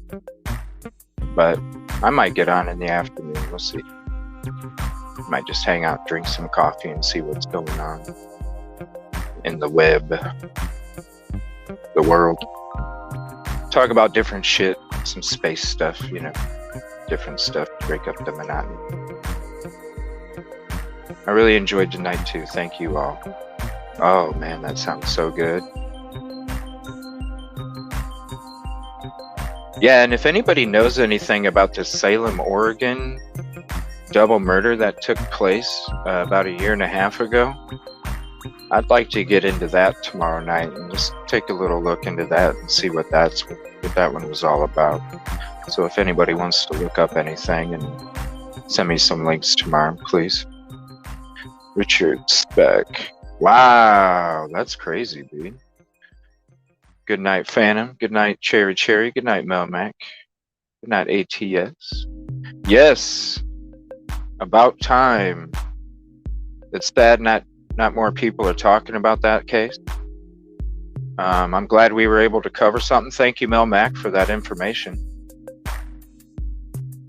And about time they're finally getting some justice going here, instead of that shady ass shit that started off in the first place. Yeah, thank you. I appreciate the support, B. And thank you for the kind words again. Wow. I appreciate you giving it a listen, checking it out, giving it a try. I'm glad you enjoy. All right, everybody. I'll be back tomorrow night. And maybe in the afternoon, we'll see. But I just wanted to say, hope everybody has a decent night, making their bakeries. And if I don't see you tomorrow afternoon, I hope everybody has a happy holidays with their loved ones, family, and friends, and anybody they hold special to their soul and heart. And I hope everybody has a peaceful and positive evening. And let's get some comfy sleep tonight. Good night, everybody.